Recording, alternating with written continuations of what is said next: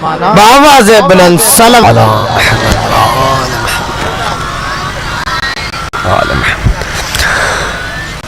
برخ شدید سیدی شہداء علیہ السلام بلند ترین صلوات پڑھیں اللہم صلی علی محمد آل محمد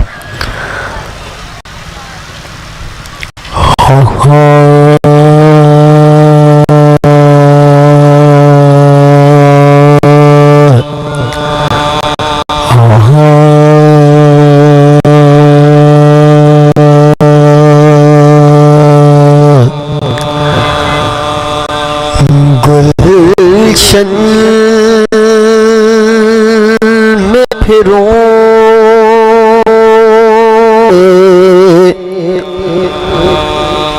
سیر صغرا دیکھوں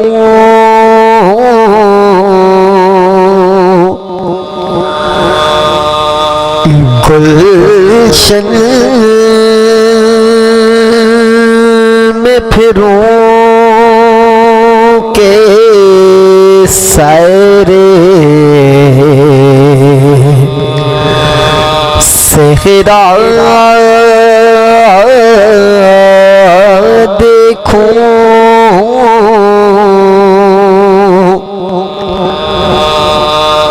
یا مادنوں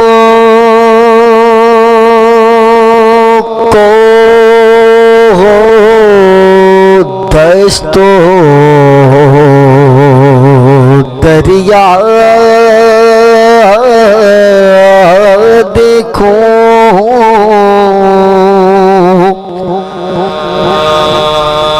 یا مادنوں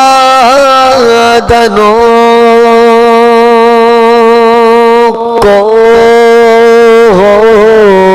دشت و دریا دیکھوں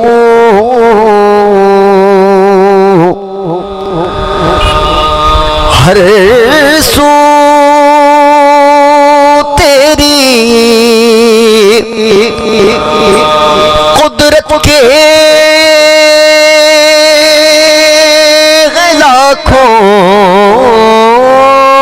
جلوے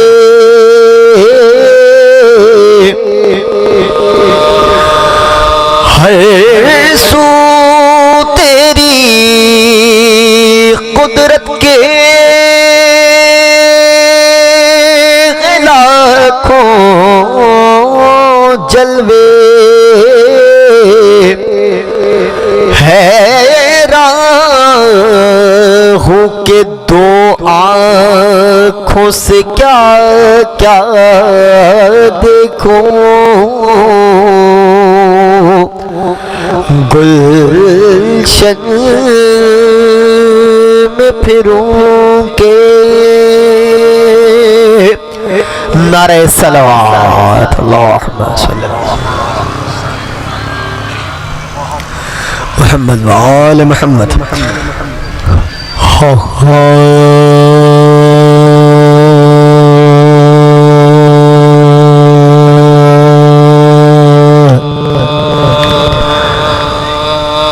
فرش مجلس پاک فاطمہ زہرا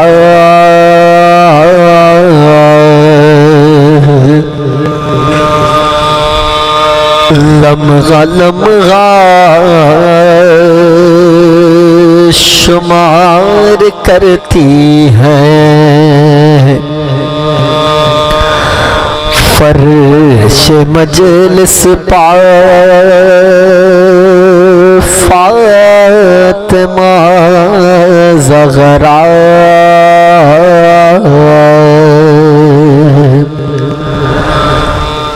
لمحہ لمحہ شمار کرتی ہیں مومنوں جلد اللہ مجلس میں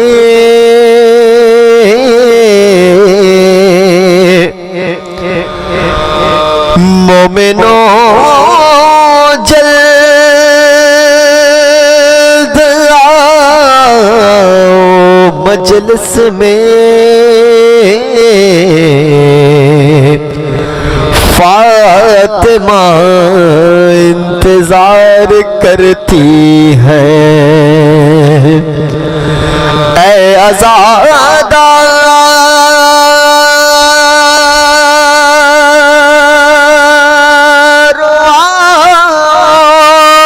مجلس میں فاطمہ انتظار کرتی ہے فرش مجلس پر فاطمہ زغرا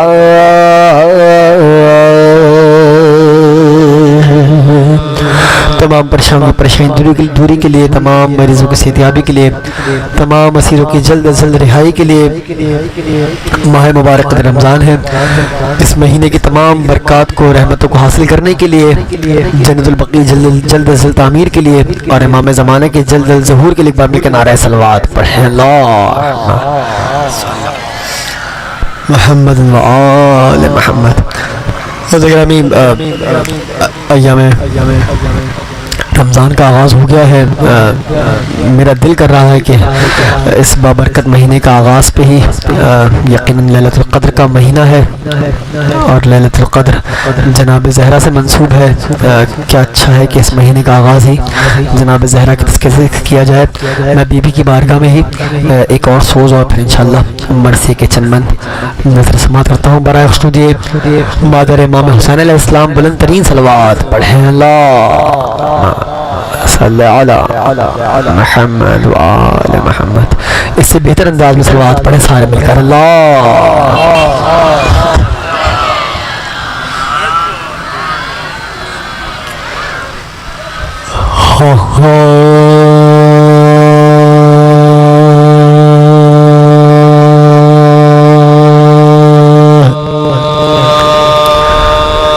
چشم نبی کے خواب کو کہتے ہیں سیدہ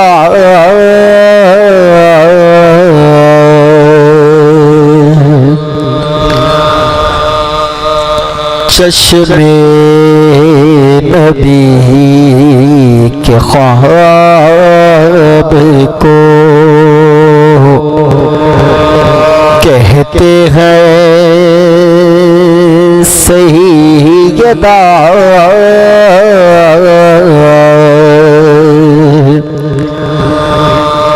عصمت کے آفتاب کو کہتے ہیں سیدہ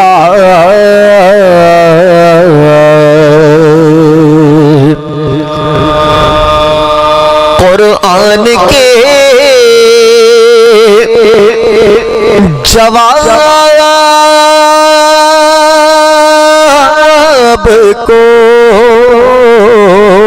کہتے ہیں سیدہ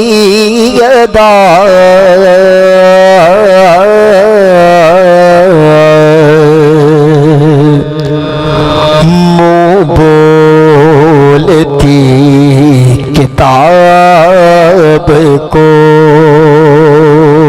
کہتے ہیں سیدہ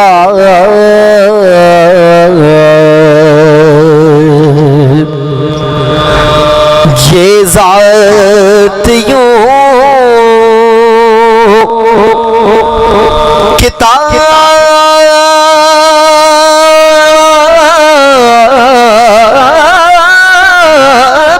کی تفسیر بن گئی ذات یوں کتاب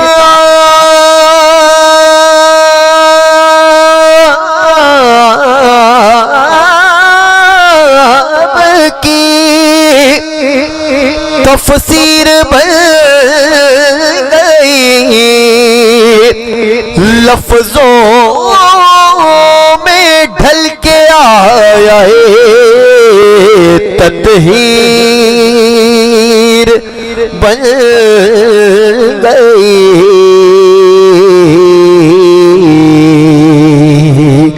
چشم نبی کے خواب کو۔ فاتحہ نظر شدہ کربلا۔ بسم اللہ الرحمن الرحیم۔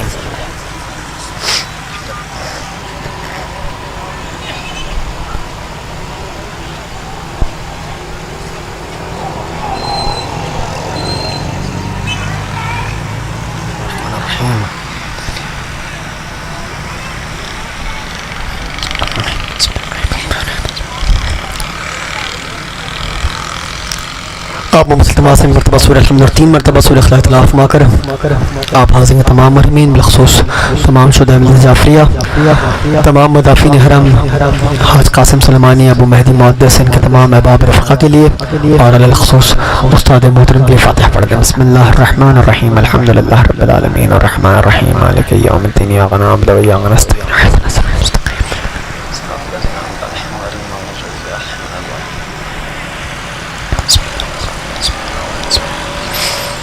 بسم اللہ الرحمن الرحیم، قل اللہ اگر میں نہایت اختصار سے مرثی کے 3 بننا سماعت کروں گا۔ قبلہ مولانا علی مرتضی صاحب تشریف لا چکے ہیں، میں بس مختصراً مرثی کے چند بننا سماعت کرتا ہوں۔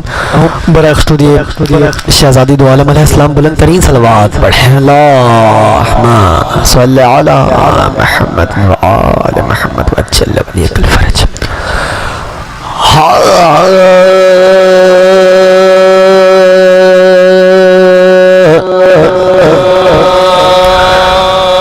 بابا کو روتے روتے جو زغرا گزر گئی، ارے بابا کو روتے روتے جو زغرا گزر گئی، غل پڑ گیا کہ بلتے نبی کچھ کر گئے، فاقوں کے رنج سر کے حضور پدر گئے، محبوب کبریا کی عزادار مر گئے، محبوب کبریا کی عزادار مر گئے، 18ویں برس نے یہ آفت دکھائی ہے، ارے آل نبی کو چرخ نے لوٹا دغائی ہے، آل نبی کو چرخ نے لوٹا دغائی ہے، سبتین گھر میں آئے جو بے تاب و بے قرار، اور اسماء سے پوچھنے لگے اماں کا حال ذات، وہ بولی نیند آ گئی ہے شکر کے دیگا، ارے کھانا تو جلد کھا لو کہ بھوکے ہو میں نساء، کھانا تو جلد کھا لو کہ بھوکے ہو میں نساء، بولے کہ چین دے گا زمانہ تو کھائیں گے، ارے اماں ہمیں کھلائیں گے کھانا کھانا تو کھائیں گے، اماں ہمیں کھلائیں گی، کھانا تو کھائیں گے۔ ارے یہ سن کے بے قرار ہوئے وہ جگر فگا، چادر زمین پہ پھینکے چلائے بار باپ، بچے ہیں ان کو صبر دے اے میرے کردگار۔ اور اب وہ کھلانے والی کہاں تم پا میں نصاب، اب وہ کھلانے والی کہاں تم پا میں نصاب، پیارو تمہاری پالنے والی گزر گئے، اور کھاؤ گے کس کے ہاتھ سے، اماں تو مر گئے۔ ارے پیارو تمہاری پالنے والی گزر گئے، کھاؤ گے کس کے ہاتھ سے، اماں تو مر گئے۔ بابا کو روتے روتے جو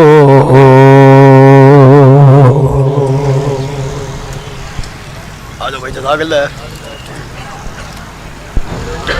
جزاک اللہ جناب مسلم مہدوی سوسخانی کر رہے تھے، اور اب میں ایک کمسن سلام گزار جناب حسنین سے گزارش کروں گا کہ وہ تشریف لائیں شہداء کے حضور سلام پیش کرنے کے لیے۔ برائے تاجیل ظہور امام زمانہ بآواز بلند صلوات۔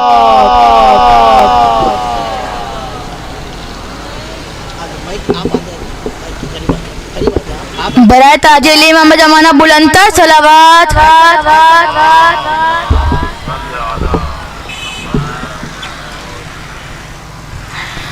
یا امام یا امام یا امام، آپ کا منتظر یہ غلام، یا امام یا امام یا امام، آپ کا منتظر یہ غلام، میری طرف سے لکھو خط میرے امام کے نام،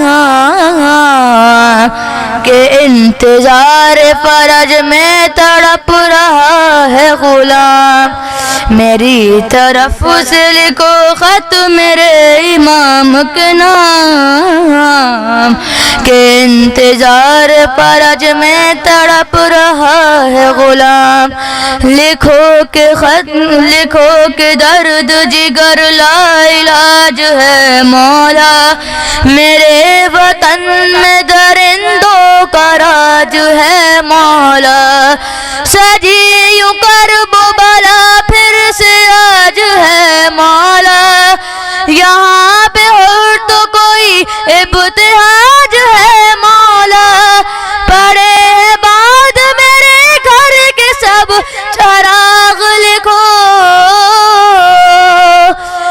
قلم اٹھاؤ میرے دل کا داغ داغ لکھو، میری طرف سے لکھو خط میرے امام کے نام، کہ انتظار فرج میں تڑپ رہا ہے غلام، میری طرف سے لکھو خط میرے امام کے نام، کہ انتظار فرج میں تڑپ رہا ہے غلام، قضا کی گود سناتی ہے لوریاں ان کو، سکھا رہی ہے ابھی چلنا زندگی جن کو، نگل رہی ہے ستم کی یہ تیرگی دن کو، سنے گا کون ہماری صدائے حل من کو، وہ دن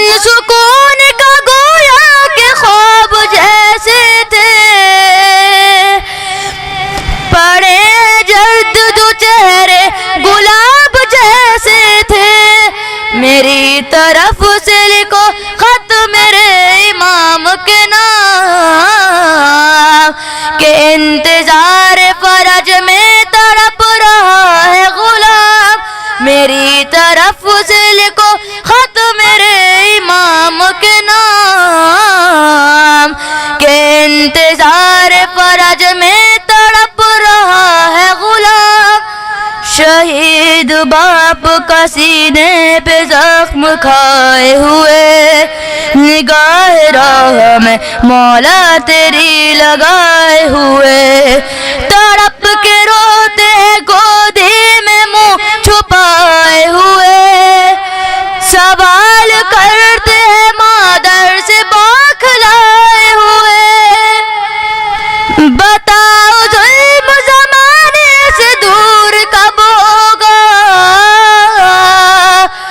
یتیم پوچھتے ہیں ماں ظہور کب ہوگا، میری طرف سے لکھو خط میرے امام کے نام، کہ انتظار فرج میں تڑپ رہا ہے غلام، میری طرف سے لکھو خط میرے امام کے نام، کہ انتظار فرج میں تڑپ رہا ہے غلام۔ بابا جو بلندہ نعرے صلوات۔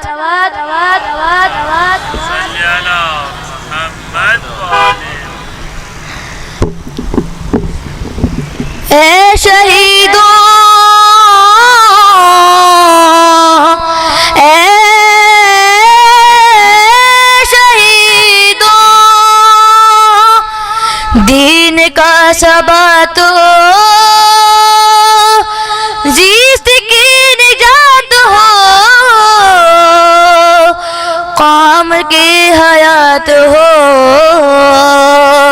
اے شہیدو تم وفا کی کائنات ہو، اے شہیدو تم حیات ہو، اے شہیدو تم وفا کی کائنات ہو، اے شہیدو تم حیات ہو، اے شہیدو تم وفا کی کائنات ہو، ٹکڑ ٹکڑ بم دھماکوں نے کیا تمہیں، ہم عمل سے اب ظہور کا سبب بنے، انتقام کربلا کے واسطے اٹھے، ہر یزید وقت کو یہاں پہ مات ہو، سب مل کے بولے اے شہیدو تم حیات ہو، اے شہیدو تم وفا کی کائنات ہو،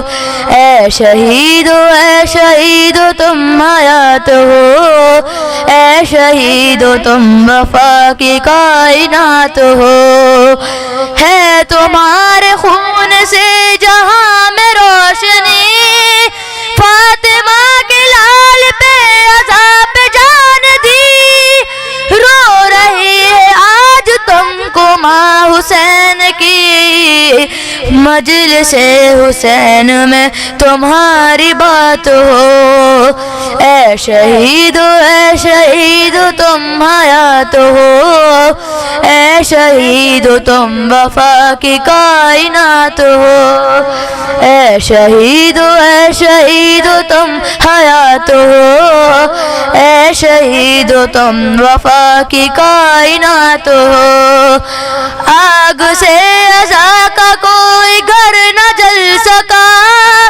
دشمنوں کا وار تب کوئی چل سکا، راستہ جلوس کا نہیں بدل سکا، جب اٹھے قدم تو ساتھ کائنات ہو، اے شہیدو تم حیات ہو، اے شہیدو تم وفا کی کائنات ہو، تاجیل محمد جانا بلندہ صلوات۔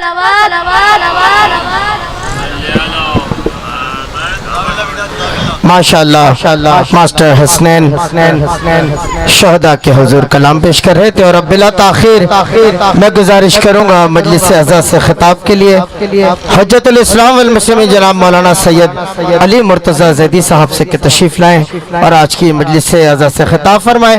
میں ایک مرتبہ پھر اپنے ان تمام مومنین اور برادران سے گزارش کروں گا جو پچھلی جانب کھڑے ہوئے ہیں یا سائیڈوں میں اطراف میں بیٹھے ہوئے ہیں، ان سے گزارش ہے کہ جو فرش عزا بچھایا گیا ہے وہاں تشریف لیں۔ مجلس عزا کا آغاز ہو رہا ہے۔ برائے تاجیل ظہور امام زمانہ بآواز بلند صلوات صلی علی محمد۔ نعرہ تکبیر، میرے ہاتھوں کو بلند کر کے پوری قوت کے ساتھ بیداری کا ثبوت دیتے ہوئے نعرہ تکبیر، نعرہ رسالت، نعرہ حیدری، لبیک یا حسین، لبیک یا حسین، لبیک یا حسین، لبیک۔ برائے خوشنودی مولا متقیان امیر المومنین علی ابن ابی طالب آواز بلند صلوات۔ اللہم صلی علی محمد وآل محمد وعجل فرجهم۔ اہل بیت اطہار علیہ السلام کی عظمت پر ایک بار پھر درود بھیجے گا، محمد وآل محمد۔ اللہم صلی علی محمد وآل محمد وعجل فرجهم۔ فاتحہ۔ بسم اللہ الرحمن الرحیم، الحمد للہ رب العالمین، الرحمن الرحیم، مالک یوم الدین، ایاک نعبد و ایاک نستعین، اہدنا الصراط المستقیم، صراط الذین انعمت علیہم غیر المغضوب علیہم ولا الضالین۔ صلی علی محمد۔ بار دیگر درود بھیجے گا محمد و آل محمد پر۔ اللہم صلی علی محمد و آل محمد وعجل فرجهم۔ اعوذ باللہ من الشیطان الرجیم، بسم اللہ الرحمن الرحیم، الحمد للہ رب العالمین، والصلاة والسلام على سید الانبیاء والمرسلین، حبیب الہ العالمین ابی القاسم محمد، اللہم صلی علی محمد وآل محمد وعجل فرجهم، وعلى آلہ الطیبین الطاہرین، سیما بقیت اللہ فی الارضین۔ قال اللہ تعالی فی کتابہ الکریم، بسم اللہ الرحمن الرحیم، ام حسبت ان اصحاب الكهف والرقیم كانوا من آیاتنا عجبا۔ درود بھیجے گا محمد و آل محمد پر۔ اللہم صلی علی محمد و آل محمد وعجل فرجهم۔ پروردگار عالم کا انتہائی لطف و کرم ہے، خداوند متعال کا انتہائی احسان ہے، اس نے ہمیں قرآن و اہل بیت اطہار علیہ السلام کی ہدایت نصیب فرمائی، ان کے چاہنے والوں میں سے قرار دیا۔ خدا کا شکر ہے اس نے ہمارے درمیان ماہ مبارک رمضان کی نعمت ارسال فرمائی، ایک بار پھر زندگی میں اس ماہ مبارک میں داخل ہونے کا شرف بخشا ہے۔ یہ مجلس دو مناسبتوں سے منعقد کی جا رہی ہے، ایک تو یہ یہ سارے ثواب کی مجلس ہے ایک خاندان کے مرحومین کے لیے، اور دوسرا استقبال ماہ مبارک رمضان کے حوالے سے ہے۔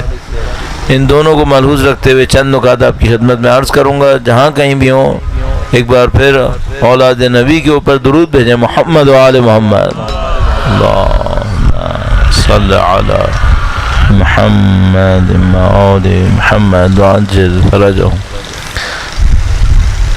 خدا متعال نے پورا نظام جو خلق فرمایا ہے اس کا ظاہر ہے کوئی مقصد ہے، کوئی ہدف ہے، اور خدا متعال نے دین میں جو کچھ ارسال فرمایا ہے، جو کچھ تعلیمات ہمیں بھیجی ہیں، وہ سب کا سب اسی مقصد کو پورا کرنے کے لیے۔ ایک انسان جو عقل مند انسان ہوتا ہے، اگر وہ کوئی سسٹم ڈیولپ کرتا ہے تو اس سسٹم کے ہر پیس کو اس طرح سے بناتا ہے کہ آبجیکٹو پورا ہو، ہدف پورا ہو۔ تو مثال کے طور پر اگر آپ اور میں اپنی زندگی کے اندر کوئی کام کر رہے ہوتے ہیں اور کوئی ایک خاص ہدف کے ساتھ کر رہے ہوتے ہیں تو ہر چیز اسی ہدف کی طرف لے جانے کے لیے ہوتی ہے۔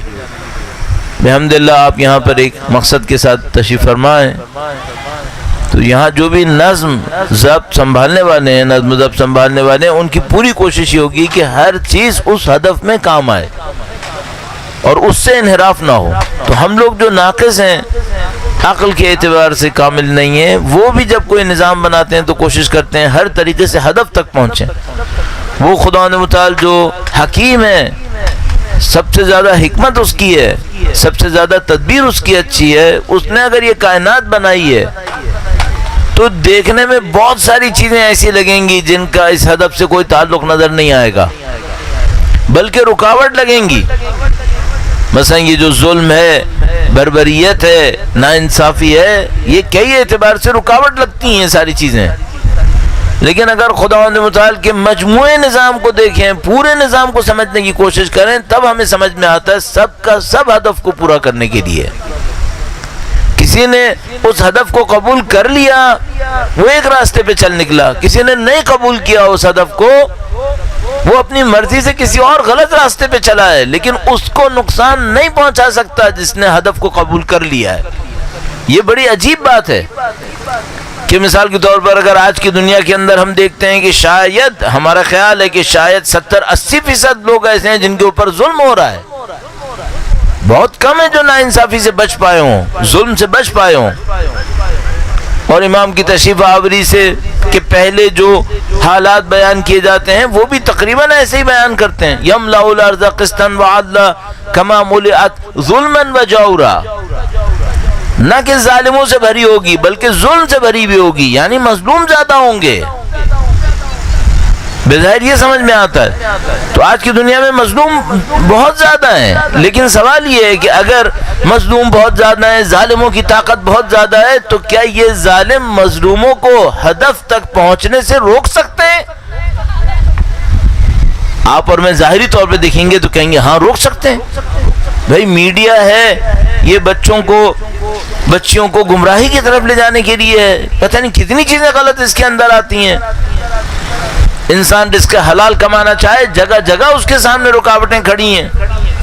تو یہ جو ظلم کا پورا نظام بنا ہوا ہے جس میں زیادہ تر انسان مظلوم بنے ہوئے ہیں، تو ایک دفعہ انسان کی سمجھ میں آتا ہے کہ بھئی یہ سب کے سب رکاوٹ بن رہے ہیں اور مظلوم اپنے ہدف تک نہیں پہنچ پائیں گے۔ خداوند تعالیٰ قرآن کریم میں فرماتا ہے یہ نہیں ہو سکتا،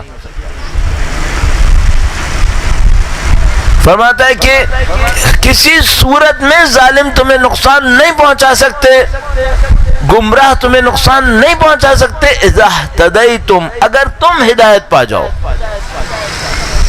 تو فرض فرمائیے ظالم بہت طاقتور ہیں، انہوں نے بہت ظلم کیا ہے، جیسا کہ آپ کے اس ہدف کو دیکھتے ہوئے، مقصد کو دیکھتے ہوئے، جن میں ان لوگوں کو واپس لانا ہے، ان کے بارے میں خبر حاصل کرنا ہے جن کو بدقسمتی سے لاپتہ کہا جاتا ہے، تو یہ بہت بڑا ظلم ہوا۔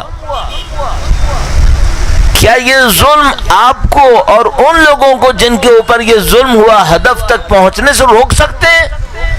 نہیں۔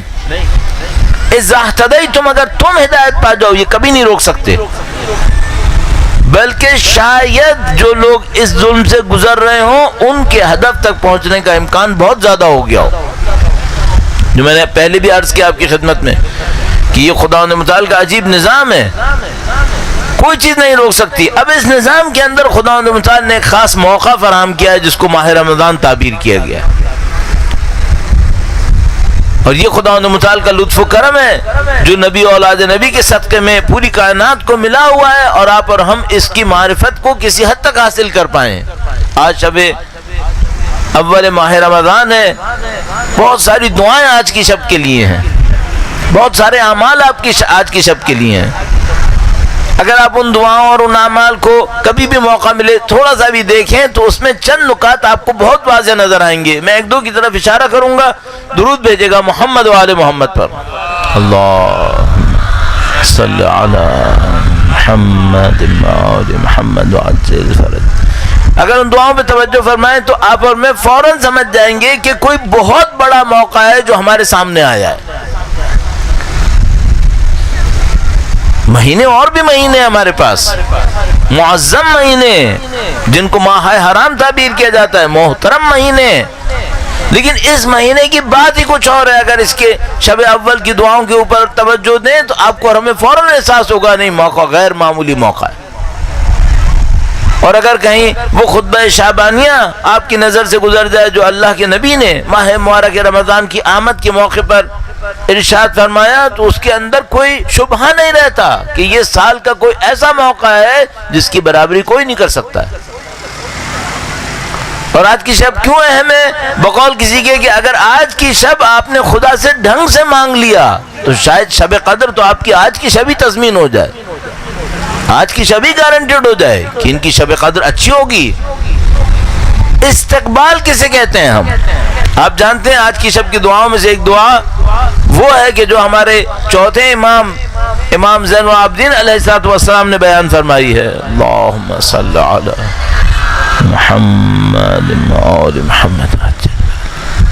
اس کو کہا جاتا ہے استقبال ماہ مبارک رمضان۔ استقبال کا مطلب کیا ہوتا ہے؟ بڑھ کر کسی چیز کو قبول کر لینا۔ ایک دفعہ ہوتا ہے ہم کہیں بیٹھے ہوتے ہیں، کوئی ہم سے ملنے کے لیے آ جاتا ہے، اس کو ہم استقبال نہیں کہتے۔ استقبال کسے کہتے ہیں؟ استقبال کہتے ہیں کوئی آیا ہے اور ہم بڑھ کر گئے اس سے ملنے کے لیے۔ یہ دعائیں ہم سے کیا کہہ رہی ہیں؟ تم منتظر مت رہو کہ ماہ رمضان آئے، تم استقبال کے لیے جاؤ، تم استقبال کے لیے بڑھو۔ ہم کیسے استقبال کریں ماہ مبارک رمضان کا؟ ہم سب جانتے ہیں وقت کی ایک ماہیت ہوتی ہے، وقت کی ایک نیچر ہوتی ہے۔ کیا ہوتی ہے؟ اس میں ٹھہراؤ نہیں ہوتا۔ اگر آج خدا نہ کرے نعوذ باللہ کوئی شخص بیماری کی وجہ سے کوما میں چلا جائے، بے ہوش ہو جائے، وقت تو نہیں ٹھہرے گا۔ کل مثال کے طور پر 28 شعبان، آج 29 شعبان، کل ماہ مبارک رمضان، وقت گزرتا رہے گا۔ تو وقت وہ طبیعت ہے جو گزرتی رہتی ہے، تو میں استقبال کیسے کروں؟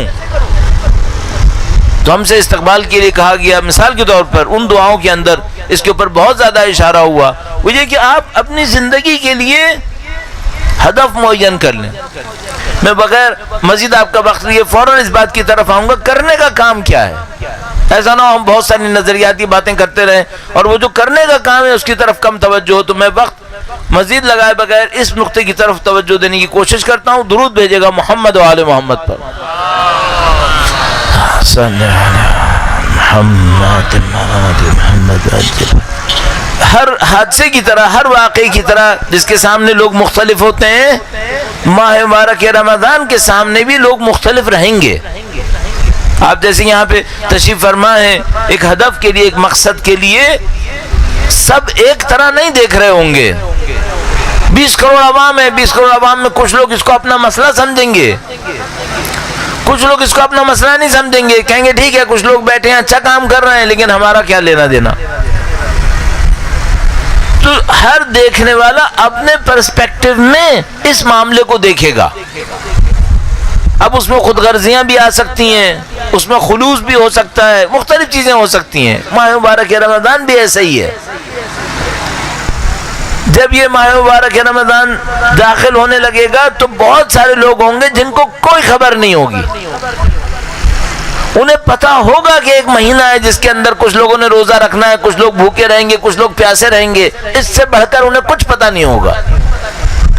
آئے گا ماہ مبارک، اور مولا کے ایک فرمان کے مطابق ان میں سے بہت سارے لوگ ہوں گے جو کچھ کریں گے بھی تو کیا کریں گے، یہ کچھ دن بھوکے رہیں گے، کچھ دن پیاسے رہیں گے، معاملہ ختم ہو جائے گا۔ بھوک اور پیاس سے زیادہ ان کے نصیب میں کچھ نہیں آنے والا ہے۔ میں نے سخت مثال پہلے دے دی، بری مثال پہلے دے دی۔ اور کچھ لوگ ایسے ہوں گے جو اس ماہ مبارک رمضان میں 1 سال کی انرجی جمع کریں گے، کم از کم 1 سال کی انرجی، یعنی وہ اس ماہ مبارک رمضان میں کوئی ایسا کام کریں گے کہ جو پچھلے سال میں ان سے غلطیاں ہوئی ہوں گی وہ بھی ختم ہو جائیں، اور اگلے سال کے لیے ان کے لیے گارنٹی مل جائے، ایشورنس مل جائے کہ اگلا سال سے ہی گزرنے والا ہے۔ اگر آپ اور میں اس طرح کا کوئی کام کرنا چاہیں تو ہمیں کیا چاہیے ہوگا؟ سب سے اہم میرا خیال ہے جو مجھے سمجھ میں آتا ہے، آپ کے اور میرے ذہن کے اندر اس بات کا کلیئر ہونا ہے کہ آپ کو ماہ مبارک رمضان سے چاہیے کیا ہے، کیا لینا چاہتے ہیں۔ معذرت کے ساتھ عرض کروں گا، ایک اصطلاح میرے ذہن میں کبھی کبھی آتی ہے اور وہ ہے ثواب کے کیلکولیٹرز۔ کچھ لوگ ماہ مبارک رمضان میں گویا ثواب کا کیلکولیٹر ہاتھ میں لیے بیٹھے ہوتے ہیں، یہ کروں گا اتنا ثواب ہوگا، یہ کروں گا اتنا ثواب ہوگا، ثواب بنا رہے ہوتے ہیں کیلکولیٹر لے کے۔ ماہ مبارک رمضان اس کام کے لیے نہیں ہے، صرف یہ بھی ہے ایک ایک عمل تسبیح ہے۔ اللہ کے نبی کی اس عظیم الشان روایت کے مطابق سونا بھی تسبیح ہے خداوند متعال کی طرف سے، اس نہیں ہے۔ لیکن ہمیں ماہ مبارک رمضان سے کیا صرف ثوابوں کا ڈھیر بنانا ہے؟ اس کے پیچھے کچھ نہیں ہے کیا؟ یقیناً اس کے پیچھے کچھ ہوگا۔ اب اس بات کو حاصل کرنے کے لیے کہ بھئی اس کے پیچھے کیا ہو سکتا ہے، تو ہم اس کو ایک اور طریقے سے عرض کرنے کی کوشش کرتے ہیں۔ درود بھیجے گا محمد و آل محمد پر، اللہ صلی علی محمد و آل محمد وعجل فرج۔ ایک مثال میرے ذہن میں آ رہی ہے، شاید مثال اتنی اچھی نہ ہو لیکن ابھی اس وقت ذہن میں اس طرح سے آ رہی ہے، وہ یہ کہ بھئی یہ جو میں اور آپ ہیں، انسان ہونے کے ناطے ہمارا اور ثواب کا تعلق کیا ہے؟ کیا ہم اور ثواب ایسے ہی ہیں، معذرت چاہتا ہوں، جیسے ایک ٹرک اور اس کے اوپر سامان لدا ہوا ہو؟ مثلا ایک ٹرک ہے، اس کے اوپر آپ نے سامان لادنا ہے، مثلا فرض کر لیتے ہیں اس ٹرک کی کیپیسٹی 1 ٹن ہے، 1000 کلو گرام اس کے اوپر سامان آ سکتا ہے۔ اچھا، اس ٹرک کے اوپر سامان کی کیفیت مہنگا ہے، سستا ہے، قیمتی ہے، کسی کے کام آئے گا یا نہیں آئے گا، اس سے ٹرک پہ کوئی فرق پڑے گا؟ نہیں۔ اس ٹرک کی کیپیسٹی 1 ٹن ہے، 1000 کلو گرام ہے، 1000 کلو گرام بھوسا کا، بھینسوں کا چارہ رکھو اس کے اوپر، یا آپ اس کے اوپر سونا رکھیں، یا 1000 کلو گرام روٹیوں کا ڈھیر رکھیں، اس ٹرک کے اوپر کوئی اثر نہیں پڑنے والا۔ یعنی آپ نے یہاں سے لادا، 50 کلومیٹر لے کر گئے، وہاں پہ آپ نے ڈی لوڈ کیا، اس ٹرک پہ کوئی اثر نہیں پڑے گا کہ 1000 کلو گرام سونا تھا، 1000 کلو گرام لکڑی تھی، 1000 کلو گرام لوہا تھا، 1000 کلو گرام کیا چیز تھی، کوئی فرق نہیں پڑے گا۔ آیا ہم اور ثواب ایسے ہیں؟ ماہ مبارک رمضان اچھا گزر گیا، میں نے ثواب کا بوجھ حاصل کر لیا، بڑا میں نے ایک ذخیرہ لے لیا، ماہ رمضان ختم ہو گیا، وہ ذخیرہ میں نے ڈی لوڈ کیا اور میں ماہ شوال میں داخل ہو گیا۔ کیا ہم ایسے ہیں؟ نہیں۔ ایک ایک عمل جو میں اور آپ انجام دیں گے جو ثواب کا سبب بنے گا، وہ صرف لوڈ نہیں بڑھائے گا ہمارے اوپر، بوجھ نہیں، وہ ہمیں تبدیل کر رہا ہوگا، ہماری انسانیت تبدیل ہو رہی ہوگی۔ یعنی مثال کے طور پر کوئی ایک آدمی کہے کہ ہمیں یہ کیسے پتا چلے گا کہ ہم نے شب قدر کے جو اعمال کیے وہ صحیح ہوئے نہیں ہوئے، قبول ہوئے یا نہیں ہوئے؟ آج شب اول ماہ رمضان ہے، اگلی ایسی 30 شبیں میں اور آپ صحیح گزار دیں، 31 شب گزر جائیں اور ہمیں یہ پتا کیسے چلے کہ اچھی گزری یا نہیں گزری؟ تو میں کہوں گا کہ بھئی کیا ہم وہ ٹرک ہیں جس کے اوپر سامان لدا ہوا ہے؟ تو پھر ہمیں شاید کچھ پتہ نہ چلے کہ کیا ہوا، چونکہ ٹرک کے اوپر کوئی اثر نہیں ہوتا کہ 1 کلو اس کے اوپر 1000 کلو سونا ہو یا چاندی ہو یا کیا چیز ہو، لیکن ہم ایسے نہیں ہیں۔ اگر آج کی شب آپ نے اچھی گزاری، اگلے دن آپ کو سمجھ میں آئے گا اچھا کام ہو گیا ہے، الحمدللہ کچھ اچھا وقت گزرا ہے۔ اگر آپ نے 1 مہینہ ماہ مبارک رمضان کا اچھا گزار لیا تو یہ اس ہدف سے نہیں ہوگا کہ آپ نے صرف ثواب کا ایک ذخیرہ بنانا ہے، وہ تو یقیناً بن جائے گا۔ آپ کا ہدف کیا ہوگا، آپ کا مقصد کیا ہوگا؟ بہتر انسان بن جاؤں میں، انسان ہونے کے ناطے بہتر انسان بن جاؤں۔ تو مثال کے طور پر اگر میں نے 1 ماہ مبارک رمضان اچھا گزار لیا تو شوال کے مہینے میں مجھے کیا ملنا چاہیے؟ خود بخود میری بندگی میں مزہ بڑھ جانا چاہیے، بندگی کے لیے میری طلب بڑھ جانا چاہیے۔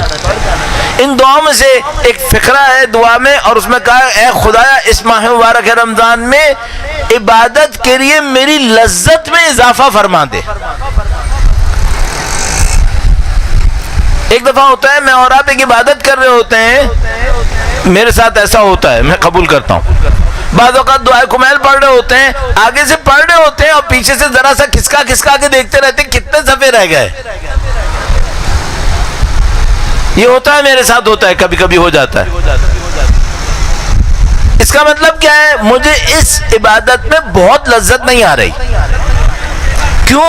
اگر مجھے بہت مزہ آ رہا ہوتا ہے اس عبادت کے اندر تو میں تو یہ انتظار کرتا کہ ختم نہ ہو جائے۔ میں یہ کیوں انتظار کر رہا ہوں کہ یہ ختم کب ہوگی؟ اچھا اگر میرے 30 شبیں ماہ مبارک رمضان کی اچھی گزر گئیں تو کیا ہونے والا ہے؟ مجھے عبادتوں میں لطف آئے گا، ایسا لطف آئے گا کہ میں ریپلیس نہیں کروں گا اسے۔ اور یہ وہ مزہ ہے جس کو دعاؤں نے بہت زیادہ بیان کیا ہے کہ خدایا ہمیں عبادتوں کے اندر نشاط کہتے ہیں، ایک تازگی وہ نصیب کر دے۔ تو آپ نے مثال کے طور پر میں نے آج رات جا کر کچھ عبادت کرنی ہے، آپ نے یہاں پر کچھ عبادات اعمال انجام دینے ہیں، اگلے دن میں سوچتا ہوں میرے روزہ کیسا گزرے گا۔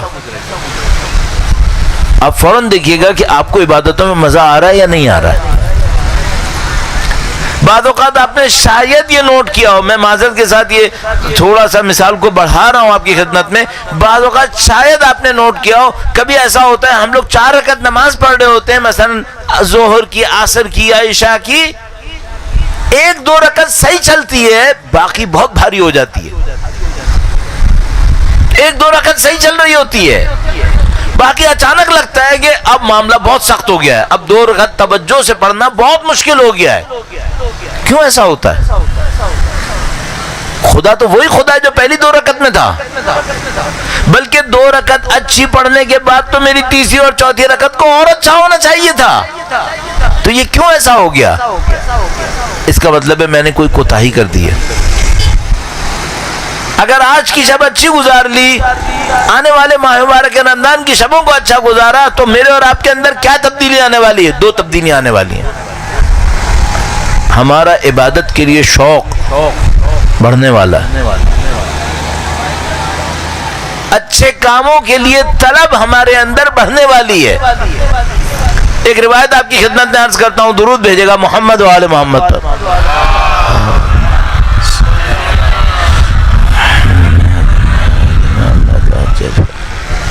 بڑی عجیب روایت ہے۔ روایت نے کہا کہ بعض اوقات کوئی انسان صدقہ دینے لگتا ہے، 1000 شیطان اس کے ہاتھ سے لپٹ جاتے ہیں کہ صدقہ نہ دے۔ شیطان اس کے ہاتھ سے لپٹ جاتے ہیں کہ صدقہ نہ دے۔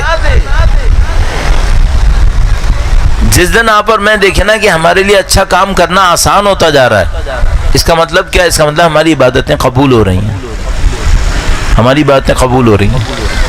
اور جس دن آپ یہ دیکھیں میں اور آپ یہ احساس کریں گے نہیں ہمارے لیے اچھا کام انجام دینا مشکل ہوتا جا رہا ہے، اس کا مطلب کیا ہے؟ ہم کوئی کوتاہی کر رہے ہیں، کوئی غلطی کر رہے ہیں۔ جس دن آپ اور میں یہ احساس کریں کہ ہم گناہ کریں، اندر سے ندامت کا احساس شدید ہے، تکلیف ہو رہی ہے کہ کیوں یہ غلط کام کیا، اس کا مطلب کیا ہے؟ اس کا مطلب ہے ابھی راستے پر ہیں، ابھی راستے پر ہیں. اور خدا نہ کرے نعوذ باللہ تعالی اگر کبھی ایسا ہو کہ ایک غلط کام کیا اور ہمارا دماغ اس غلط کام کے لیے تعویلیں بنانا شروع کر دے کہ یہ جو میں نے کیا وہ صحیح کیا، اس کا مطلب کیا ہے؟ اس کا مطلب ہے ہم راستے سے بھاگ رہے ہیں، ہم غلط راستے پہ جا رہے ہیں. اب آپ ماہ مبارک رمضان میں اس کوالٹی کو حاصل کرنا چاہتے ہیں کہ آپ کی عبادتوں میں مزہ بڑھ جائے، آپ کو اچھا کام کرنے کے لیے اور آسانیاں مل جائیں، خدا نہ کرے نعوذ باللہ تعالی غلط کام انجام پائے، آپ کا دل گھبرائے، آپ خدا کے سامنے توبہ کی طرف جائیں. اس کو کیسے انجام دیں؟ ماہ مبارک رمضان میں آبجیکٹو بنائیں، ٹارگٹ بنائیں. اس کام کو کیسے انجام دیں؟ ایک دو پوائنٹ عرض کرنے کی کوشش کروں گا. اب میں اس قابل نہیں ہوں کہ میں ان باتوں کو اس طرح سے عرض کر سکوں. اتنے علماء اور پیچھے تشریف فرمائے جن کا میں وقت لے رہا ہوں، مجھے اس بات کا بہت احساس ہوتا ہے، لیکن چونکہ اب باری ہے تو پھر ہم ظاہر ہے وہ اپنے موقع پہ باری ارشاد فرماتے ہیں، تو میں اس وجہ سے ان کا وقت لے رہا ہوں. درود بھیجے گا محمد و آل محمد پر. صلی علی محمد و آل محمد وعجل فرج. ہم سب کو معلوم ہے کتنی روایتیں ہماری پاس ہیں کہ اگر نماز صحیح ہو گئی باقی ساری عبادتیں صحیح ہو جائیں گی. تو ماہ مبارک رمضان میں کرنے کے کاموں میں سے ایک کام یہ ہے اپنی نمازوں کو بہتر سے بہتر کر لیں. آبجیکٹو بنائیں. آج شب اول ہے، میں دیکھنے کی کوشش کروں مجھے 30 دن محنت کر کے اپنی نماز میں کیا بہتری لانی ہے. اب ممکن ہے آپ میں سے کوئی یہ کہے کہ بھائی نماز تو وہی نماز ہے، نہ مستحبات بڑھیں گے نہ اس میں مکروہات کم ہوں گے، یعنی جو لکھا ہوا ہے وہی لکھی رہے گی. ہم کیا کر سکتے ہیں اس میں؟ چھوٹے چھوٹے پوائنٹس کو دیکھیے.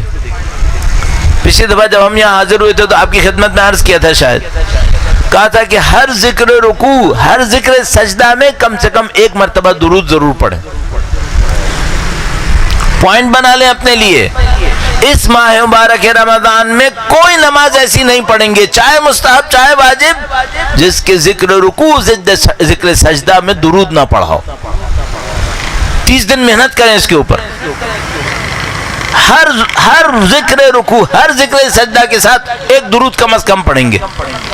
اچھائی میں اثر آئے گا یا نہیں آئے گا؟ بہت اثر آئے گا. اور اس ذکر کو درود کو ذرا توجہ کے ساتھ پڑھنا ہے. اچھا اب ہمارے ساتھ ایسا ہوتا ہے، میں پھر جرم کا اعتراف کرتا ہوں، میرے ساتھ ہوتا ہے بعض اوقات. مثلا میں نے 4 رکعت نماز پڑھنی ہے، 2 رکعت نماز پڑھنے کے بعد مجھے اچانک احساس ہوتا ہے کہ نہیں نماز صحیح نہیں پڑھی ہے، اچھی نہیں پڑھی. اور بعض اوقات تو کیا ہوتا ہے کہ آپ پوری نماز پڑھ لیتے ہیں، السلام علیکم کہنے کے بعد خیال آتا ہے اچھا ختم ہو گئی نماز، یہ کیا کیا، یہ کیسی نماز پڑھی. پہلے سوچتے ہیں اگر بیچ میں یاد آ جائے کہ نماز صحیح نہیں پڑھی تو کیا کرنا چاہیے. ماہ مبارک رمضان ہے، آپ نے 30 دن اس کے اوپر محنت کرنی ہے.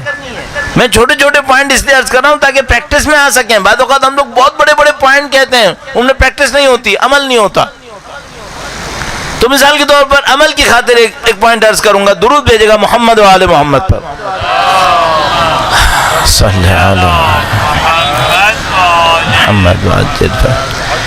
2 رکعت نماز پڑھ لی میں نے، مثلا دوسری رکعت کے سجدے میں دوسرے سجدے میں تھا، اچانک مجھے سمجھ میں آیا کہ نماز اچھی نہیں تھی، اچھی نماز نہیں پڑھی.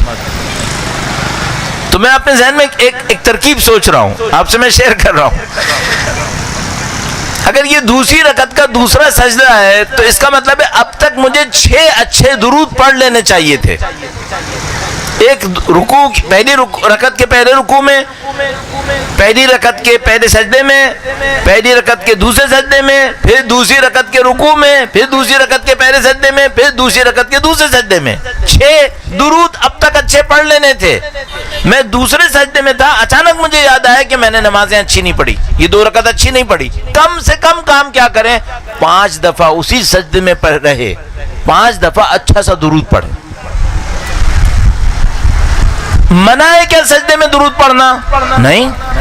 1 سے زیادہ پڑھ سکتے ہیں، 100 بھی پڑھ سکتے ہیں، کوئی مسئلہ نہیں ہے، پڑھ سکتے ہیں.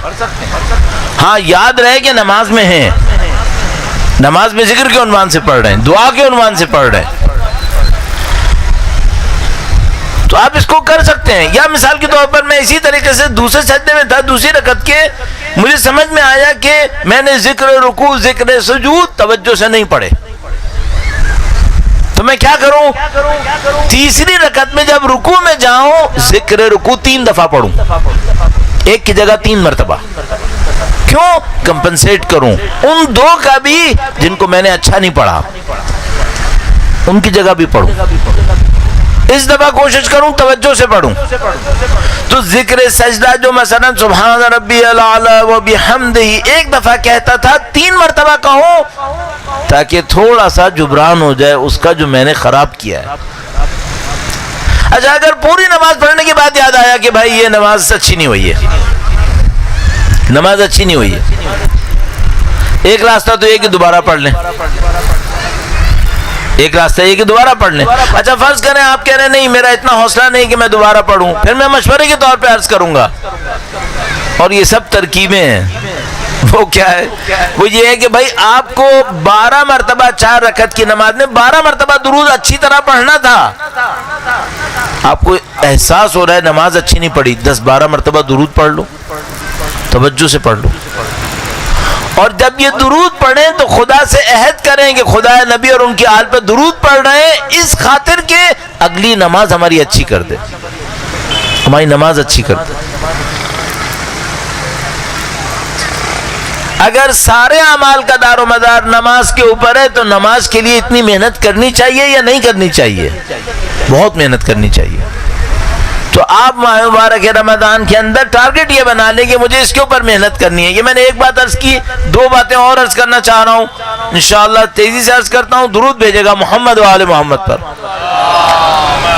صلی علی محمد محمد وعجل فرج. قرآن کریم ہم سب کو معلوم ہے, بچپن سے ہم سنتے آ رہے ہیں کہ ماہ مبارک رمضان قرآن کریم کی بہار کا مہینہ. یہ بہار کس کے لیے آتی ہے؟ آپ نے اور ہم نے پودے رکھے ہوتے ہیں گھروں کے اندر, اور ہم سب کو معلوم ہوتا ہے کہ اگر جیسا کہ یہ مہینہ, یہ جو سیزن ہے اس وقت بہار کا موسم ہے, تو نئے پتے نکل رہے ہوتے ہیں, پھل پھول نکل رہے ہوتے ہیں, لیکن یہ کن پودوں میں ہوتے ہیں؟ ان پودوں میں ہوتے ہیں جو بہار کے لیے تیار ہو چکے ہوں. اگر بہار کے لیے صحیح تیاری نہیں کی ہو تو وہ پودے صحیح نہیں کھلتے. ہمارے اور آپ کے دل بھی ایسے ہی ہیں. یہ ماہ مبارک رمضان میں قرآن کریم کے ذریعے سے اتنا ہی تر و تازہ ہو سکتے ہیں جتنا اس وقت درختوں کے اوپر بہار آئی ہے اور یہ تر و تازہ ہو گئے. لیکن یہ کون سے ہوں گے؟ جن کو تھوڑا صاف ستھرا کر لیا گیا ہو, جن کو تھوڑا سا خیال سے دیکھ لیا گیا ہو. شب اول ماہ مبارک رمضان ہے, ہم خدا سے کچھ عہد کر سکتے ہیں. خدا تو نے اس ماہ مبارک کو, ماہ رمضان کو بہار کا مہینہ قرار دیا ہے قرآن کریم کے لیے. ہم اپنے دلوں کو پاکیزہ کریں گے تو قرآن کو ہمارے دلوں کے اوپر ہماری حد میں نازل فرما دے. یہ نزول کیسے ہو سکتا ہے؟ آج کل ہی کہیں ایک میسج پڑھ رہا تھا واٹس ایپ کے اوپر, بہت اچھا میسج تھا. اس میں ایک عارف کے حوالے سے ایک میسج آیا ہوا تھا, اس میں بہت اچھا ہے. انہوں نے ایک پوائنٹ کہا, انہوں نے کہا کہ آپ صبح کو مثلا قرآن کریم پڑھ رہے ہوں, کوئی ایک آیت لے لیجئے جس کا آپ کے دل کے اوپر اثر ہوا ہو. دن بھر کوشش کریں اس آیت کو دہراتے رہیں. عجیب پوائنٹ ہے یہ. دن بھر کوشش کریں اس آیت کو دہراتے رہیں. معذرت کے ساتھ میں عرض کروں گا ایک جملہ آپ کی خدمت میں, انتہائی معذرت کے ساتھ. یہ مثال شاید اچھی مثال نہیں ہے لیکن میں عرض کرنے کی کوشش کر رہا ہوں. بعض اوقات آپ نے دیکھا ہے بچوں کو, بچیوں کو جن کو کنٹرول نہیں ہوتا, ماں باپ خیال نہیں کرتے, یہ کوئی ایڈ دہراتے رہتے ہیں ایسے ہی بے تکے. ٹی وی کے اوپر کوئی ایڈ دیکھ لیتے ہیں, بس وہ پڑھتے رہتے ہیں, بولتے رہتے ہیں. نعوذ باللہ تعالیٰ, جن کو جو فیملیز گانے سنتے ہیں وہ ایک بچہ ہوتا ہے, کوئی ایک گانا بول رہا ہوتا ہے ہر وقت. یہ ہم قرآن کریم کے ساتھ کیوں نہیں کر لیتے؟ تو وہ کیا کہہ رہے ہیں؟ وہ کہہ رہے ہیں آپ صبح کو قرآن کریم پڑھیں, ایک آیت کا انتخاب کریں, دن بھر اس آیت کو دہراتے رہیں. دن بھر اس آیت کو دو. ہم لوگ دیندار لوگ ہیں, ہم لوگ الحمدللہ میوزک نہیں سنتے, گانوں کی طرف نہیں جاتے, لیکن بعض اوقات کیا ہوتا ہے کوئی ایک نوحہ سن لیتے ہیں, وہ نوحہ ذہن میں رہ جاتا ہے, وہ نوحہ بار بار پڑھتے ہیں. پھر ہم ایسا تو ہوتا ہے کبھی کبھی.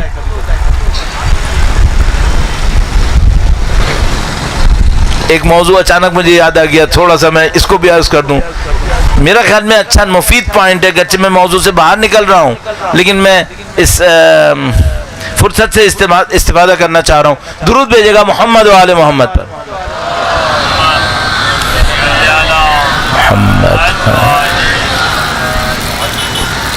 اب ظاہر ہے ہم بھی برسوں سے زیارت پڑھ رہے ہیں نا, ہر نماز کے بعد کہیں نہ کہیں زیارت پڑھتے ہیں.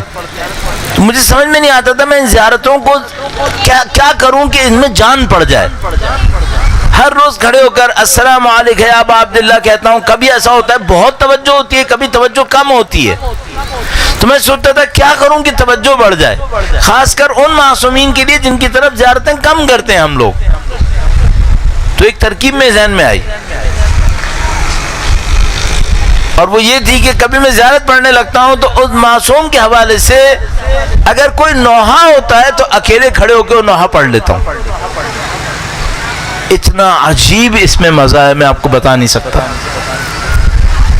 آپ مثلا کھڑے ہیں, آپ سید الشہداء کی زیارت کر چکے ہیں, آپ چاہتے ہیں مولا ابو الفضل کو ایک سلام کریں, تھوڑی سی دیر کے لیے کھڑے ہو جائیے, کوئی سننے والا نہیں, کوئی دیکھنے والا نہیں ہے, ایک نوحہ پڑھیں مولا ابو الفضل کے لیے, 2 شعر پڑھیں.